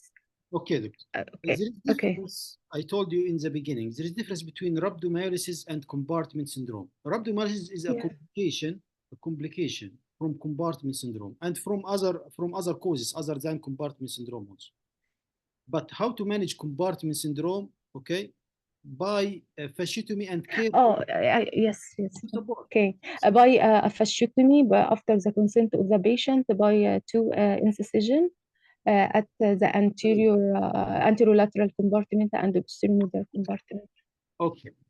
Okay, doctor. What are the complications of compartment syndrome, or what are you worried about in compartment syndrome? I worried because it may lead to rhabdomyolysis and the AKI. Rhabdomyolysis, not only AKI, by the way, in rhabdomyolysis. Rhabdomyolysis, what is rhabdomyolysis first? It's a damage and lysis of the muscle tissue, muscle fiber, release of its contents, myoglobin into the circulation. So, and when this toxic metabolites be circulating in the blood, what they can damage? Only the kidney. Can damage the brain, can damage the lung, can damage the kidney, the liver, can damage the spine. It causes multi-organ failure, actually. That's the problem with rhabdomyolysis, not only kidney. Okay? Okay. So that's rhabdomyolysis. Now, so what is the treatment of compartment syndrome? Compartment syndrome treatment is fasciotomy. Okay? Actually, or amputation, according to viability of the limb. So don't say I will do fasciotomy only. So the treatment for, even if it is written in the notes, that treatment of compartment syndrome is fasciotomy. Actually, treatment for compartment syndrome depends on the viability of the limb. If the limb is still viable or savable, you can save it, then fasciotomy. If it is not saved, or the patient shows signs of irreversible damage for the limb, then the patient can go for amputation. Now, what are the complications of compartment syndrome? Many complications, including rhabdomyolysis. One of them, like irreversible damage of the limb, nerve damage, muscle damage, AKI, infection, amputation, and this. Yes, even can lead to this. Okay. Now, what is rhabdomyolysis? You answered rhabdomyolysis. Now, what is myoglobin? Myoglobin is a type of protein which is binding to oxygen and forming the muscle fibers. Okay, now we will start talking about rhabdomyolysis. What other causes for rhabdomyolysis other than compartment syndrome? It's a massive burners. It's a reperfusion ischemia. It's extensive exercise and some drugs like fibrosis statins, and also embolization in the flat for a flat body for a long time. It's also extensive exercise. I see massive burns and massive exercise. I see. Hypo and hyperthermia. You have a new station. Yes, which is malignant hyperthermia, and the patient will develop the rhabdomyolysis. Okay, doctor. Reperfusion injury. What is reperfusion injury? Ask it in phone call station. What is reperfusion injury? Reperfusion injury is a reperfusion of the muscle, which of the tissue, which is ischemic tissue, and washing of the dead toxic metabolites from the dead tissue to the circulation, which leads to a complication. See, so the management of compartment syndrome is not about reperfusion of the limb. It's about, is the limb safe or can be saved, or I will reperfuse it, and the limb will cause actually multi-organ failure and so on. So I will go for intubation, for amputation. Okay. Now, doctor, Okay. what are the lab features or diagnostic features for rhabdomyolysis? Creatinine kinase, lactate, LDH, and electrolyte like hyperkalemia and hyperuricemia, hyperphosphatemia, hypocalcemia, and also for myoglobin, which positive devastating for blood in absence of hemoglobin in the blood in the urine. Okay, if he asked you what are the complications for rhabdomyolysis, multi-organ failure, including acute kidney injury, we will talk about why acute kidney injury. Plus electrolyte Okay. imbalance. Plus, this is a complication also, electrolyte imbalance. Can lead Yes. to hyperkalemia, hyperphosphatemia, hyperuricemia, hypocalcemia. All this can alone enough. This is enough to cause this. Yes. Right, disturbance enough can cause this. So when we are going to manage this patient, we have to monitor this patient, correct electrolytes. Okay, doctor. How rhabdomyolysis can cause acute kidney injury? Okay, it is perirenal due to it leads to hypovolemia and the shock and vasoconstriction to the kidney, leads to necrosis, ischemia, and necrosis of the tubules of the kidney, and the renal by the myoglobin which accumulates in the tubules of the kidney leads to nephrotoxic effect of the epithelium of the tubules, leads to acute tubular necrosis and acidosis, and the post-renal that the hemoglobin is accumulated with the uric acid leads to a formation of castus, which leads to obstruction effects in the post-renal. Yes, excellent. Which leads to acute kidney injury. Excellent. Due to acidity of the urine, Now, how to manage rhabdomyolysis? I manage my rhabdomyolysis by giving okay, what? How to manage rhabdomyolysis and acute kidney injury?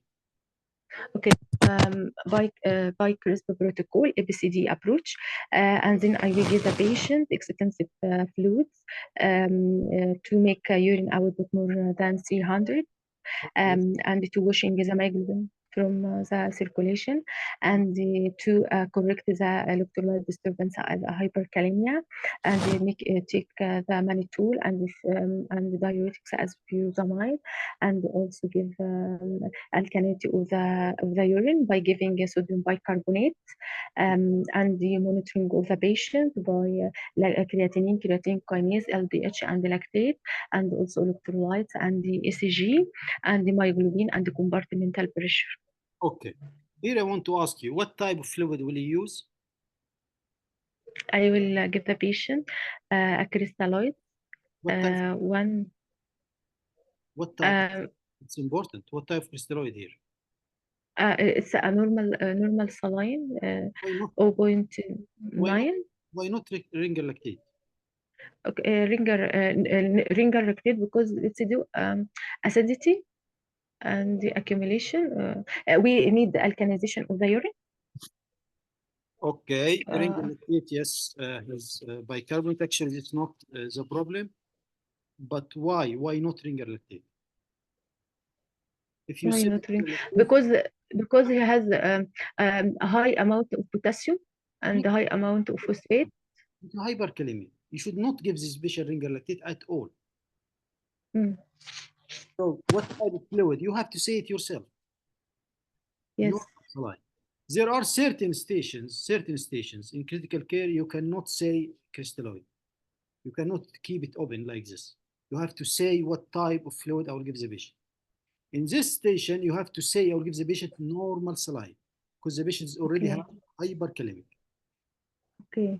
Okay, doctor. What is your target from giving? Why you are giving these fluids to wash out myoglobin and toxic metabolites? What is your target? What is your target in urine? I would do more than 300 milliliter per minute. More than 100 milliliter per hour. Okay, more than 100. When to consider? You said I will give the patient mannitol or furosemide or whatever. It is mannitol actually. When to consider giving mannitol? Okay. when to give mannitol. Yes. You don't give them every patient mannitol. When to consider giving mannitol? If we need osmotic pressure to Actually, it is dangerous. drainage myoglobin. With aggressive, Yes, because the myoglobin is Mhm. because the myoglobin is high protein, which leads to need an osmotic pressure like a mannitol to drainage it from the body. Okay. Be- Actually, diuretics or mannitol should not be given unless the urine output is less than 20 ml. Why? Using diuretics in this patient with possible uh, uh, tubular obstruction due to precipitated uric acid and precipitated myoglobin. This actually can accelerate the renal failure. So what is written here actually about the yes. about the guidelines? Okay. So first you will say I will give the patient fluid restriction with normal saline, and my target in urine output is at least 100. If it is less than 20 ml per hour, I can consider giving the patient diuretics, especially mannitol, after discussion with consultant.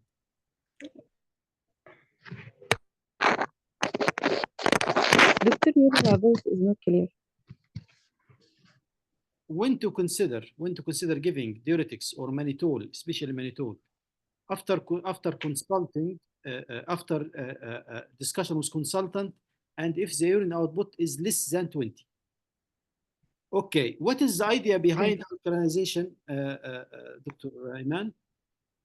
Okay, we give sodium bicarbonate to alkalization of urine to prevent the formation of the myoglobin uric acid castes, which leads to obstruction, and also to alkalization of urine to decrease reabsorption of the potassium from the tubules in the kidney and increase the potassium transfer from the outside extracellular to intracellular to decrease the hyperkalemia. Excellent. Okay. Okay, very good. Very good. Don't forget close monitoring, ITU, shift the patient to the ITU, insert CV line, and so on. Okay. Okay. And if the patient is not responding, the patient will go for hemofiltration. Okay. Okay.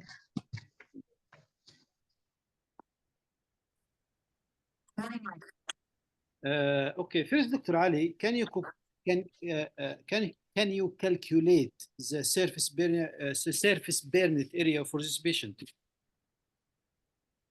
Yeah. So he has skin bleaches and blisters over chest, neck, face, and both arms. So chest is 9. I'm considering it's front of chest. Then face and neck is 4.5 on the front and 4.5 on the back. Face, only face. Yes, yes. Okay. Yes, you are correct. 4.5. And both arms are 9 and 9, 18. So it's in total 27 plus 4, 31.5. okay. And what is the degree of burn in this patient? Since he has blisters, it looks like a superficial partial thickness burn. Yes. Once you see blisters, bullae formation, okay, sloughing, here we are talking Yeah. about second degree. Okay. This Yes, is second degree. yes, this is the second degree or superficial partial thickness. Okay, doctor. Now, how will you manage this burn victim patient?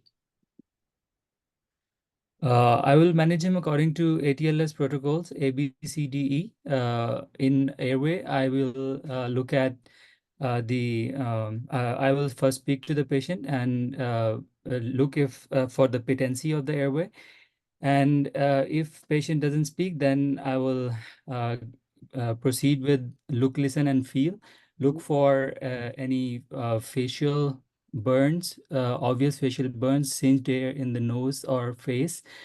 Any obvious signs of inhalation injury in pharynx, tongue, and any foreign bodies. Okay. And I will also simultaneously consider management. Like if there is a foreign body, I would remove that with McGill's forceps, or suction with do suction for the secretions. Okay. And What are you worried I about? will, sorry, What are you worried about here in airway? What you should be? airway edema. I'm worried about airway edema. If he had inhalational injury, he could later Excellent. develop Excellent. Here he will ask you, what are the signs of inhalational injury you are looking for? uh, signs of inhalational injury are facial burn, singed hair in the nose or on the face, Yes. pharyngeal, laryngeal erythema, redness, Mhm. and hoarseness of voice. Excellent. Hoarseness of voice. Hoarseness of voice, it's the first grade of laryngeal edema. Yes. Okay. And of course, if the patient is coughing and the sputum is tinged with a dark color or something, that means the patient inhaled CO, and so on. If the patient is bluish, also this is sign of CO. If the patient is reddish, actually, reddish and Yeah. sweaty, that are signs of monoxide poisoning, which Yeah. comes with burn victims. Okay. What do you do if there are signs of inhalation injury? I would like to secure the airway. First, like inhalational injury, there is risk for airway edema and later developing airway obstruction. So I would like to secure the airway with maybe initially with oropharyngeal or nasopharyngeal airways, No, and no. later on with the definitive airway, that is endotracheal intubation. Immediate prophylactic intubation. Yeah.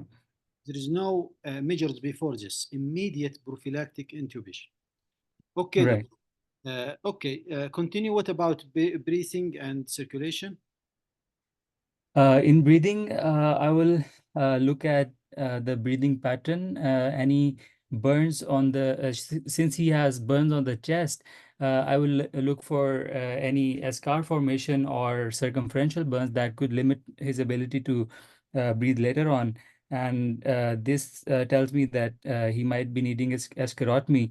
And also, I will look for signs of cyanosis. I will attach the, I will give him high flow oxygen with non-rebreathing mask and attach the pulse oximeter to check for oxygen saturation. And So in breathing, you are looking at the depths, the rate, also look if there is any signs of circumferential burns in the yes. chest, needs sclerotomy, like limited chest breathing and so on. Okay, what about circulation? In circulation, I would like to pass two wide bore IV cannulas and simultaneously take blood for tests, blood tests. Um, I would also pass the urine catheter and start him with the IV fluid therapy with crystalloids according to Parkland, modified Parkland formula. And What is that is 2 ml into percentage of total body burn area and into kilograms body weight. okay. And I will give 50% of it in the first 8 hours and rest of the 50% in next 16 hours. And also we need to exclude any fluids that have been given before this. And I will monitor the overall fluid balance with urine output. Okay. Now I have two questions for you, Dr. Ali.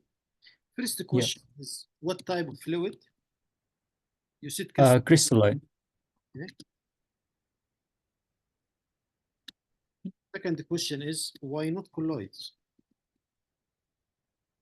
Third thing, About would you consider blood transfusion?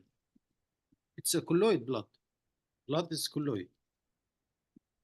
Yeah. Okay. So what type of fluid? You told me crystalloids. Okay. Yeah, crystalloid. Yes. What about colloids? Why not you give the patient colloids? Colloids, firstly, because of the burn, there is increased vascular permeability, and the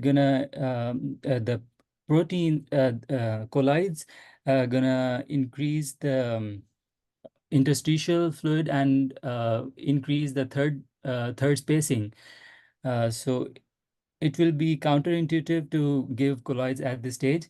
Secondly, the colloids have no proven benefit over crystalloids in research, and there might be some anaphylactic reactions associated with colloids as well, and they are expensive. Excellent. Actually, the first answer is wrong. The third space and increased capillary permeability. Actually, it happens with both colloids and crystalloids. And by the way, Right. that's why the formula it's changed from 4 milliliters down to 2 milliliters. Yeah. It's not about third spacing and increased capillary permeability. Both of them have the same problem. But actually, colloids, just like you mentioned, there is no proven superiority for colloids over crystalloids. Plus, they are more expensive and they have reactive reactions. Colloids includes like plasma, like blood, like and so on. Okay. Okay. Yes. Would you consider giving the patient blood? If patient is having again because of the burn, patient is having hypovolemic shock, could go into hypovolemic shock. So if patient is at the like grade 3 or 4, then I might consider blood products. Yes, the answer is frankly yes if it's indicated. Once it is indicated, yes, there is no replacement for blood. Just like you mentioned, one of the indications the patient is hypovolemic shock, there is concomitant hypovolemic shock grade 3 or 4, or concomitant Yeah. losing of blood, or I'm going to do a sclerotomy for this patient. So the patient is going to lose blood. Yes. So the answer is blood not for resuscitation for this patient, unless it is indicated. Okay? Yes. Right. Or I don't know, should I give him or not? If indicated, yes. If indicated, yes. Very simple. Okay. Right. Now, the next question. How to assess response, fluid assess? It's a very important question. How to assess the fluid resuscitation? You think it's a simple question. Now, answer. Yes. How to assess fluid resuscitation in burn patient? Firstly, we need to consider the clinical parameters that indicate cardiac index. Those include some general measures like body temperature and even core body temperature, like rectal temperature. We can measure heart rate, blood pressure, capillary refill time, urinary output, and central venous pressure. Okay. That would indicate this cardiac index. Other than that, we have very specific investigations to measure the cardiac index. That is bioimpedance, that is non-invasive, and thermodilution is invasive one. Give me something. And also we need to consider not putting patient into hypervolemia, because that would be dangerous as well. So assess the fluid resuscitation in this patient, because what you just mentioned earlier, this patient have high capillary permeability, especially in the first Yes. 24 hours. So this patient is suitable for third spacing or interstitial fluids. Okay. Yeah. That's why it is decreased from 4 milliliters to the new formula to only 2 milliliters. So when you assess circulation for this patient, you are assessing Right. signs of hypovolemia and hypervolemia. By the way, in the exam, he kept saying, everyone goes inside the station. What else? What else? What else? Like blood pressure, capillary refill time, urine output, what CVB line, what else? What else? Give me something more simple. What else to assess? No, like temperature, CVB, AVBU for the patient. No, he's waiting for signs of hypervolemia. So simply, what are you worried in this patient? Capillary permeability. So how to assess in a simple way signs of hypervolemia? Signs of hypervolemia, we could auscultate the chest. Excellent. And Excellent. Auscultation of the lungs. yes, and we do the chest X-rays. That would, if patient is in fluid overload, it would indicate bilateral pulmonary infiltrates. That's why the next question will be showing you this chest X-ray. Okay, so because you wasn't keen or careful about this patient, and you don't know that this patient can develop pulmonary infiltrates and so on because of the increased capillary permeability, he will show you this picture because this is the most common complication for fluid resuscitation in burn patient. You see, everything is connected, and everything he's testing your understanding. He's looking to you in the eyes and ask you the question, how to assess, because the next thing is he will show you the X-ray. Okay, so how to assess circulation, the fluid resuscitation in this patient, signs of hypovolemia and signs of hypervolemia, especially this patient auscultation, lung auscultation, and chest X-ray. Then he will show you this chest X-ray. Okay. Right. Okay, Dr. East. Dr. East. Yes. Thank you, Dr. Ali. Excellent discussion. Thank you, Dr. Thank you so much. Dr. East, now he will show you this chest X-ray. Can you comment on this chest X-ray? Okay, so I'm looking at an X-ray that appears anterior posterior view and is adequate, well taken. There is obvious bilateral diffuse pulmonary infiltrates with patchy opacity surroundings within the lung fields. Okay. In keeping with. Okay, what is your differential diagnosis for this chest X-ray? My first differential is acute respiratory distress syndrome. Other differential I will consider will be interstitial pulmonalis, pneumonia, and that's it. Okay, so how to differentiate between pulmonary edema, ARDS, pneumonia? So pulmonary edema, ARDS, pneumonia. Pulmonary edema will have features indicating on the chest X-ray, menisci sign on the chest X-ray indicating that there is fluid collection, maybe at the cosophrenic angle of any of the sides. But in the pneumonia, there is bilateral pulmonary diffuse opacity. But in pulmonary edema, there will be obvious pulmonary vasculature prominence on the aortic notch area.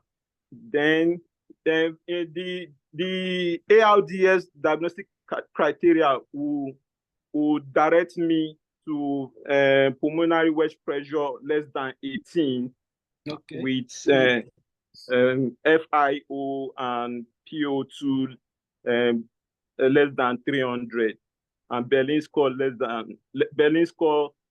greater than or equals to 26.6 millimeter mercury. Okay. What else?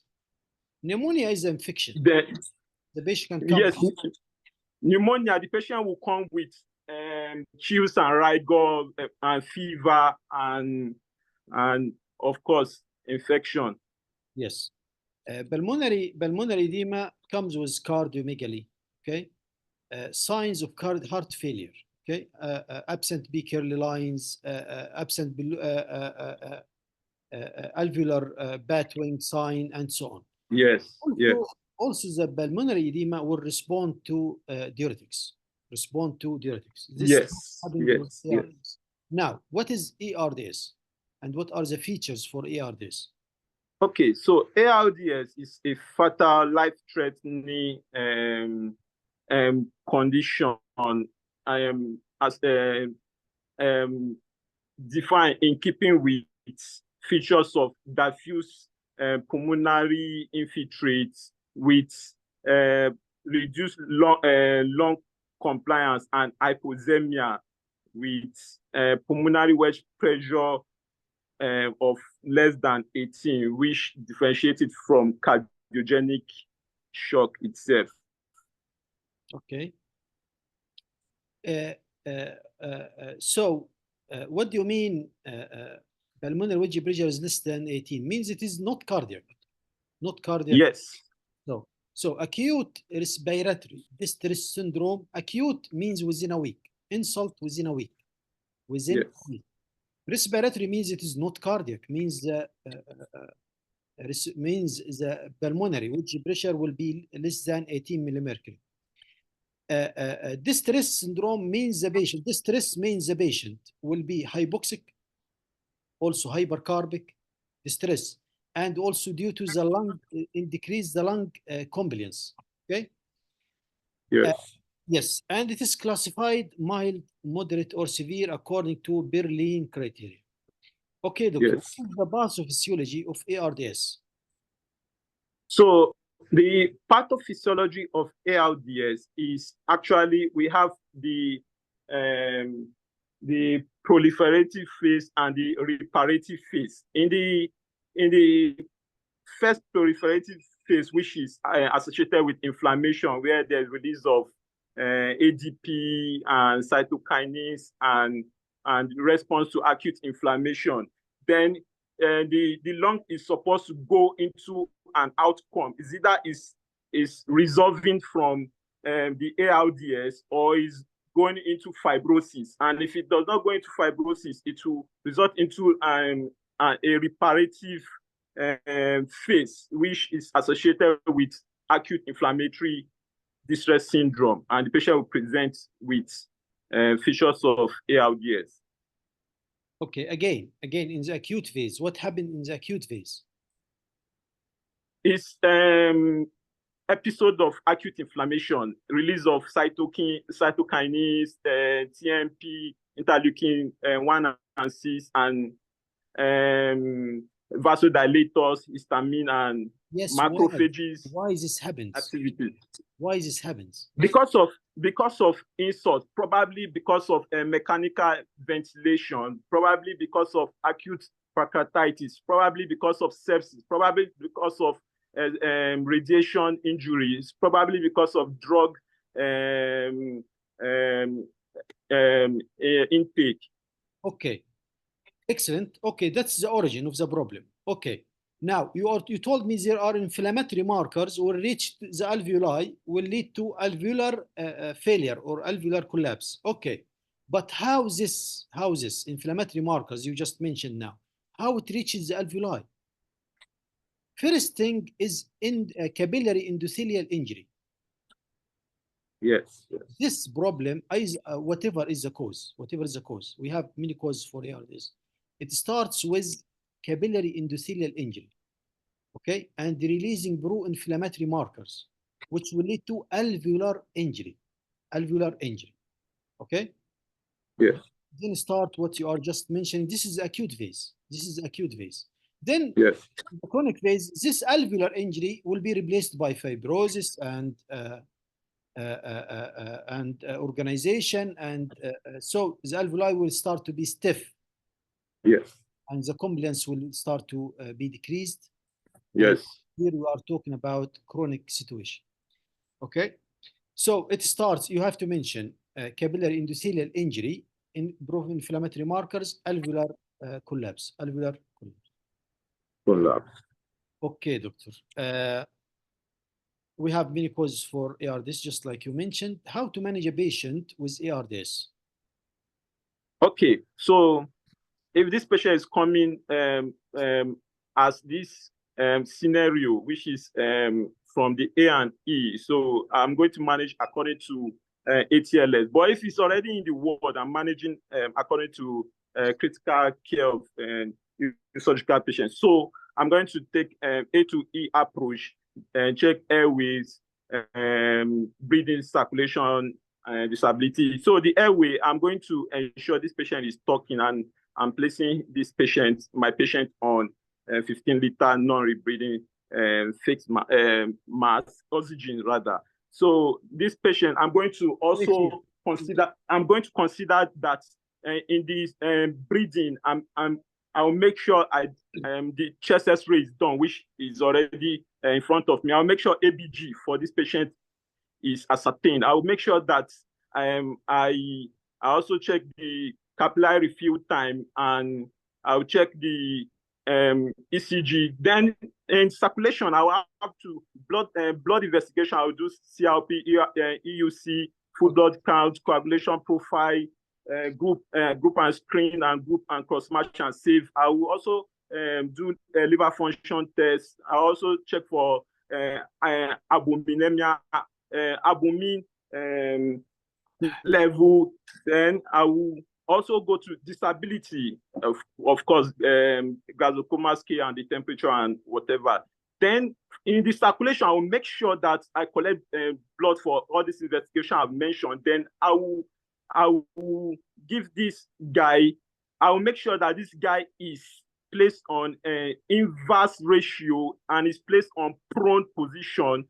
I will make sure that this patient takes low tidal volume IPPV ventilation. I will make sure that I give this guy steroid to actually reduce his mortality and hospital stay. I will make sure that I consider escalation to the dietitian.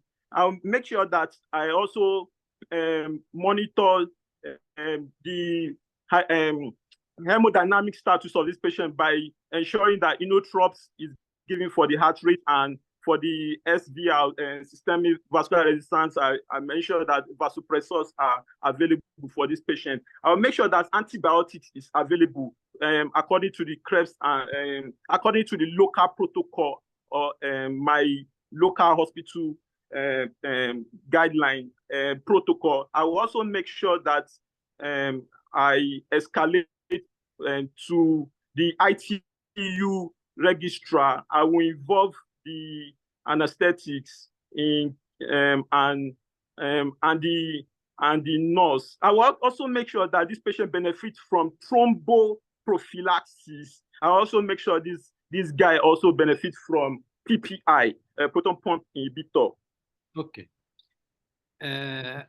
First thing you said that you'll give the patient high flow oxygen, correct?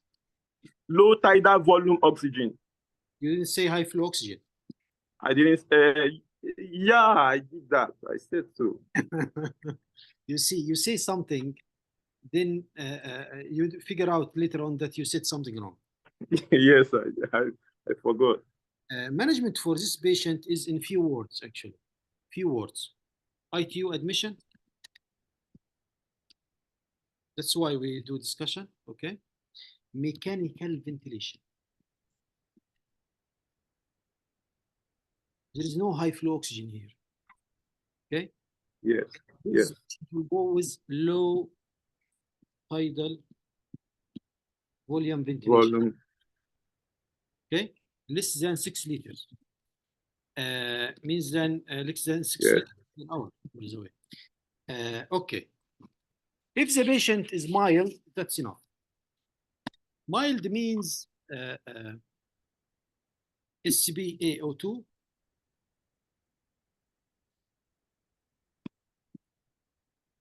over FiO2 is, I think, 200 to 300. I think so. That's enough. If the patient is moderate, which means it is FiO2 plus PaO2. again, please. FiO2 fractionated oxygen over partial pressure oxygen. Okay, FiO2 over PaO2, correct? That's correct now? Yes. Okay. If it is moderate, means 100. Yes. 200, the same treatment plus prone position. For how long is prone position? 12 to 16 hours. I don't know. Yes, hours daily. That's why the type of nutrition for this patient should be nasogenital, not nasogastric. Okay. If it is severe, okay,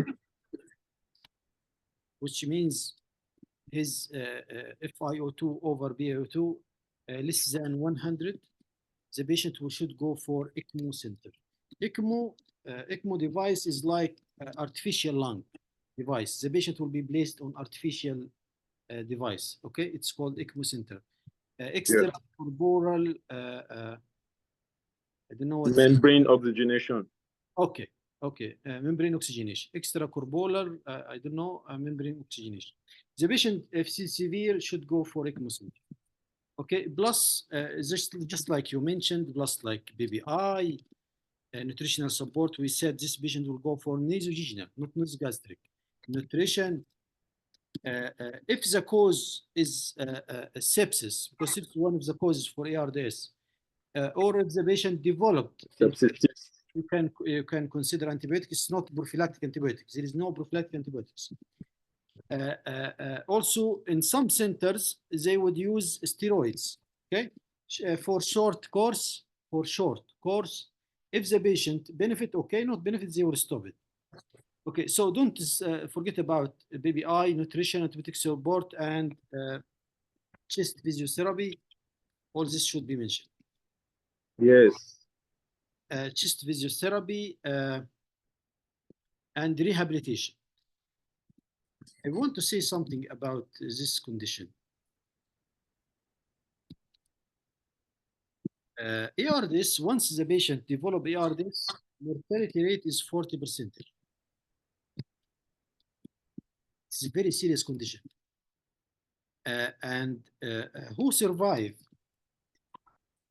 by the way, will be on mechanical ventilation from 6 up to 2 years. It's a very serious condition, by the way.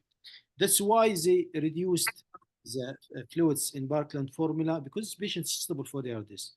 That's why they prefer enteral feeding above parenteral feeding in all patients, in all surgical patients. That means now, even if the patient indicated to take parenteral feeding, he should be placed at least in partial feeding. Partial feeding. Why? They found that bacterial translocation, when you give the patient purely parenteral feeding, this is called widespread septicemia, and that's why also septicemia is very critical situation and can lead to ARDS. ARDS is a burden on the patient and a burden on the economy, like he costs a lot of blood, a lot of money. So 40% mortality. Here I've asked you what is the life, what is the long run sequel of complications of ARDS. 40% mortality. Who survive, he will stay on mechanical ventilation 6 to 2 years, and most of them will have cognitive disabilities. So he will be a useless member in the community. Okay, cognitive disabilities. It's a very serious condition. Okay, I hope this is clear. Okay, doctor, going back for the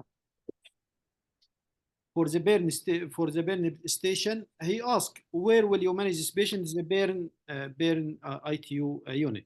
If you don't have BURN ITU unit in your hospital, when to consider transferring the patient? After how long? Okay. Okay. So for their indication to manage patients in a very sterile, particularly burn facility, if the percentage burn is 15% in children and is 10% in 15% in adult and 10% in children. Okay. That's to start the Parkland formula. But when to transfer the patient to ITU unit? Within 24 up to 48 hours of resuscitating the patient. Okay. That's the time frame for transferring the patient. Okay, we talked here, the tricks here, we just like we talked earlier about the grade of burn, okay? And why you should not give colloids, and if you consider blood or not. And the most important question is how to assess fluid resuscitation in this patient. Don't forget signs of hypervolemia. Signs of hypervolemia, auscultation, chest auscultation, chest X-ray. Then he will start talking about ARDS, how to differentiate from other pathologies, and what is the management for ARDS, ITU admission, mechanical ventilation with low tidal volume. You cannot say high flow oxygen at beginning, then after later on he will make sure he will start thinking about your professionalism. So that's the management for ARDS. Keep it with you, and that's to always remember that this condition is very critical. So anytime you are stating a burn victim, you have to make sure you don't shift the patient into ARDS. Anyone has any questions before we go? Hello, Dr. Hamdi. Yes, doctor. First, the partial oxygen arterial pressure fraction. Oxygen, you wrote it first right. Now it is wrong. Right? Yeah. Just yeah. Okay. Over FIO, correct? Yeah. I trust you guys. Yeah. 100% right. Okay. No. Okay. I have 2 questions. Yes, doctor. Okay. In the rhabdomyolysis, the fluid 100 urine output in the kilogram, or just like this, or just 100 of 100, that's the target, not in kilogram. Urine output target 100 in 1 hour. milliliter, yes, in 1 hour. Okay, please don't mention mannitol or furosemide. Don't mention diuretics. If you're going to mention diuretics, okay, you have to say if urine output less than 20 per hour. Under supervision. Why? It is written actually in the guidelines. Actually, the diuretics, they found that diuretics can precipitate the acute kidney injury. If there is obstruction, we said how the myoglobin and toxic metabolites from rhabdomyolysis cause kidney injury, either direct toxic effect or due to hypovolemia, just like Dr. Imam mentioned, or obstructive. It will precipitate in the tubules, cause obstructive renal failure. If the patient already have obstructive problem, and you give him diuretics, what do you expect? You are accelerating the renal failure. So it should be under supervision, or leave it to a consultant. He does it. You don't do it. Okay? Okay. This is just for rhabdomyolysis or for general, because rhabdomyolysis is not compartment syndrome, by the way. No. I mean the urine target as usual 50, right? 50 ml per hour for adults. It's just this for usually 0.5 milliliter per kilogram per hour. Yeah. Like for this patient, it's written at urine target should be at least 100 ml in general. Okay. If you ask it in any other station, what is your urine target? Should be not less than 0.5 ml per kilogram per hour. Okay, يعني هي بس في هذا الستيشن, right? which equals usually in moderate patient equals 30 to 50 cc. yes, 30 to should not be less than 30 milliliter per hour.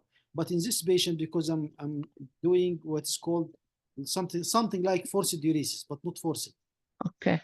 We just hyperperfuse the patient so the kidney work.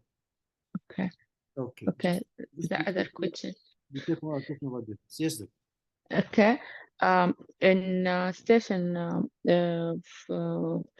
epidural hematoma, we put the patient in hypoventilation to increase the CO2 to do cerebral perfusion, increase the fast tension, right? Or just explain it. Hypoventilation? Yeah, you said avoid the hyperventilation, right? No. Avoid hyperventilation does not mean do hypoventilation. Hypoventilation will increase intracranial pressure. Hypoventilation will increase intracranial pressure. I want to tell you something.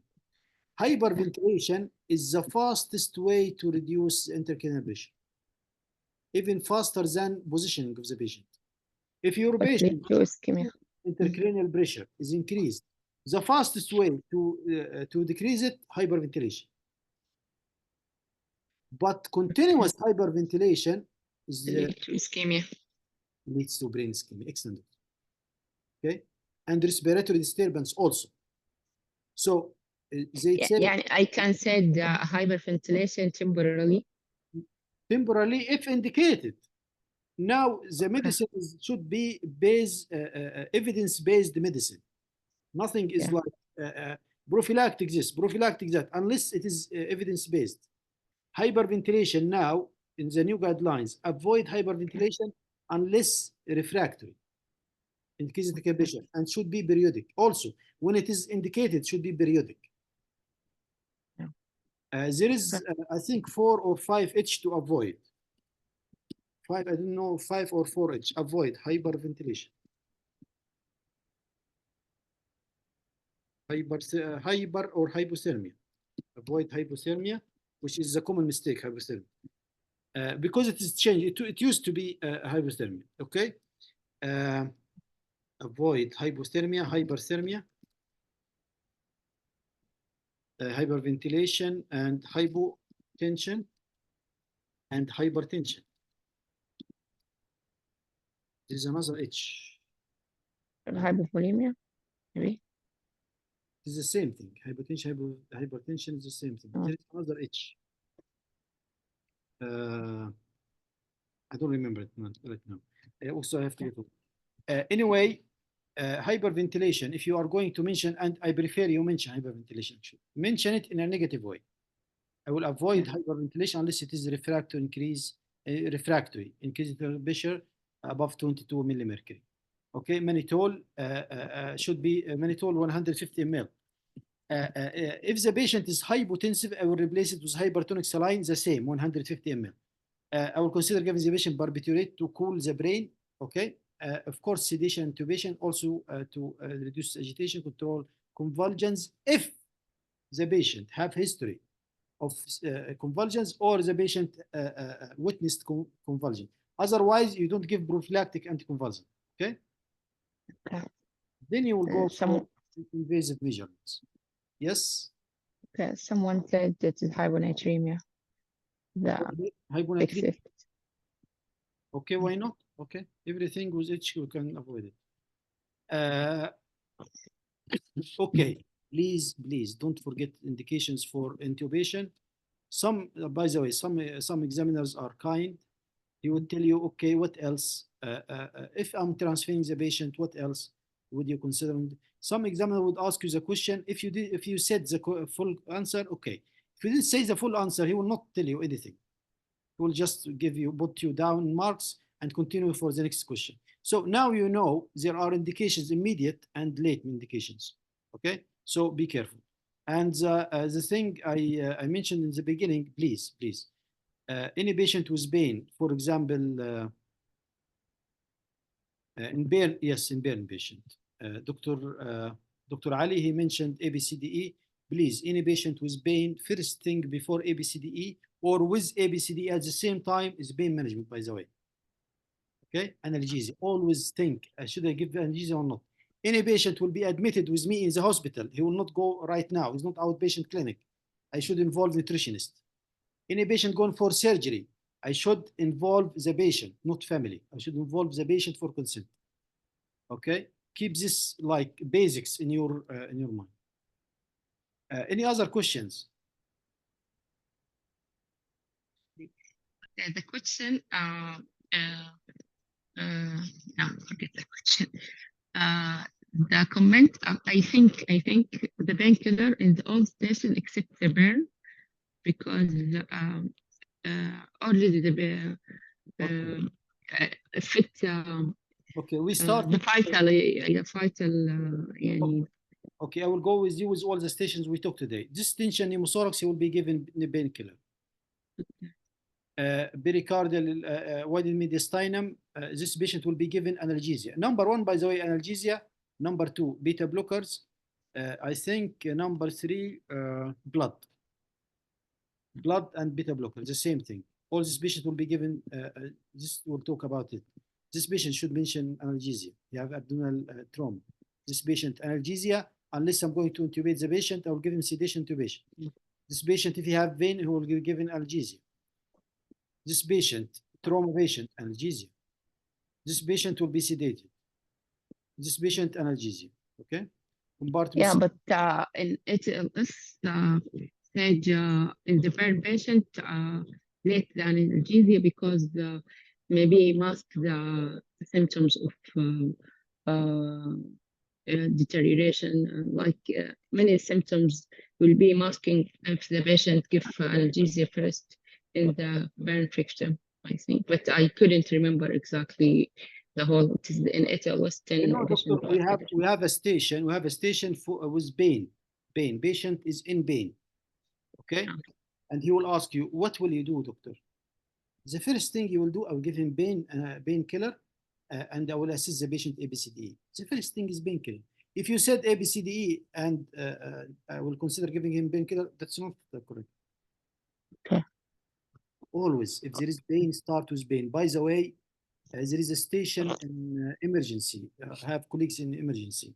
They told me once you enter the station, if the patient, the first thing, like we have station in examination, which are crisp stations, pulmonary embolism, okay? The patient has chest pain. If he said chest pain, actually he told me that if we said, okay, take oxygen, take this, and I didn't start with giving the patient painkiller, that drops the professionalism.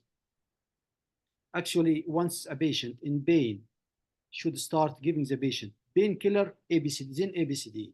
Okay? Okay, the last question. If the stem like a liver tear, already the patient saturation is good, go for circulation or start from ABC? What kills first, doctor? Should be assist first. Always. If the stem already saturation good. All the patients, all trauma patient, ABCD, all critical patients, ABCD. Okay? Nothing go before airway, except just like I mentioned earlier, if the patient is in pain, talking in pain, you give him painkiller and continue ABCD. Okay? Thank you, Dr. Thank you very much.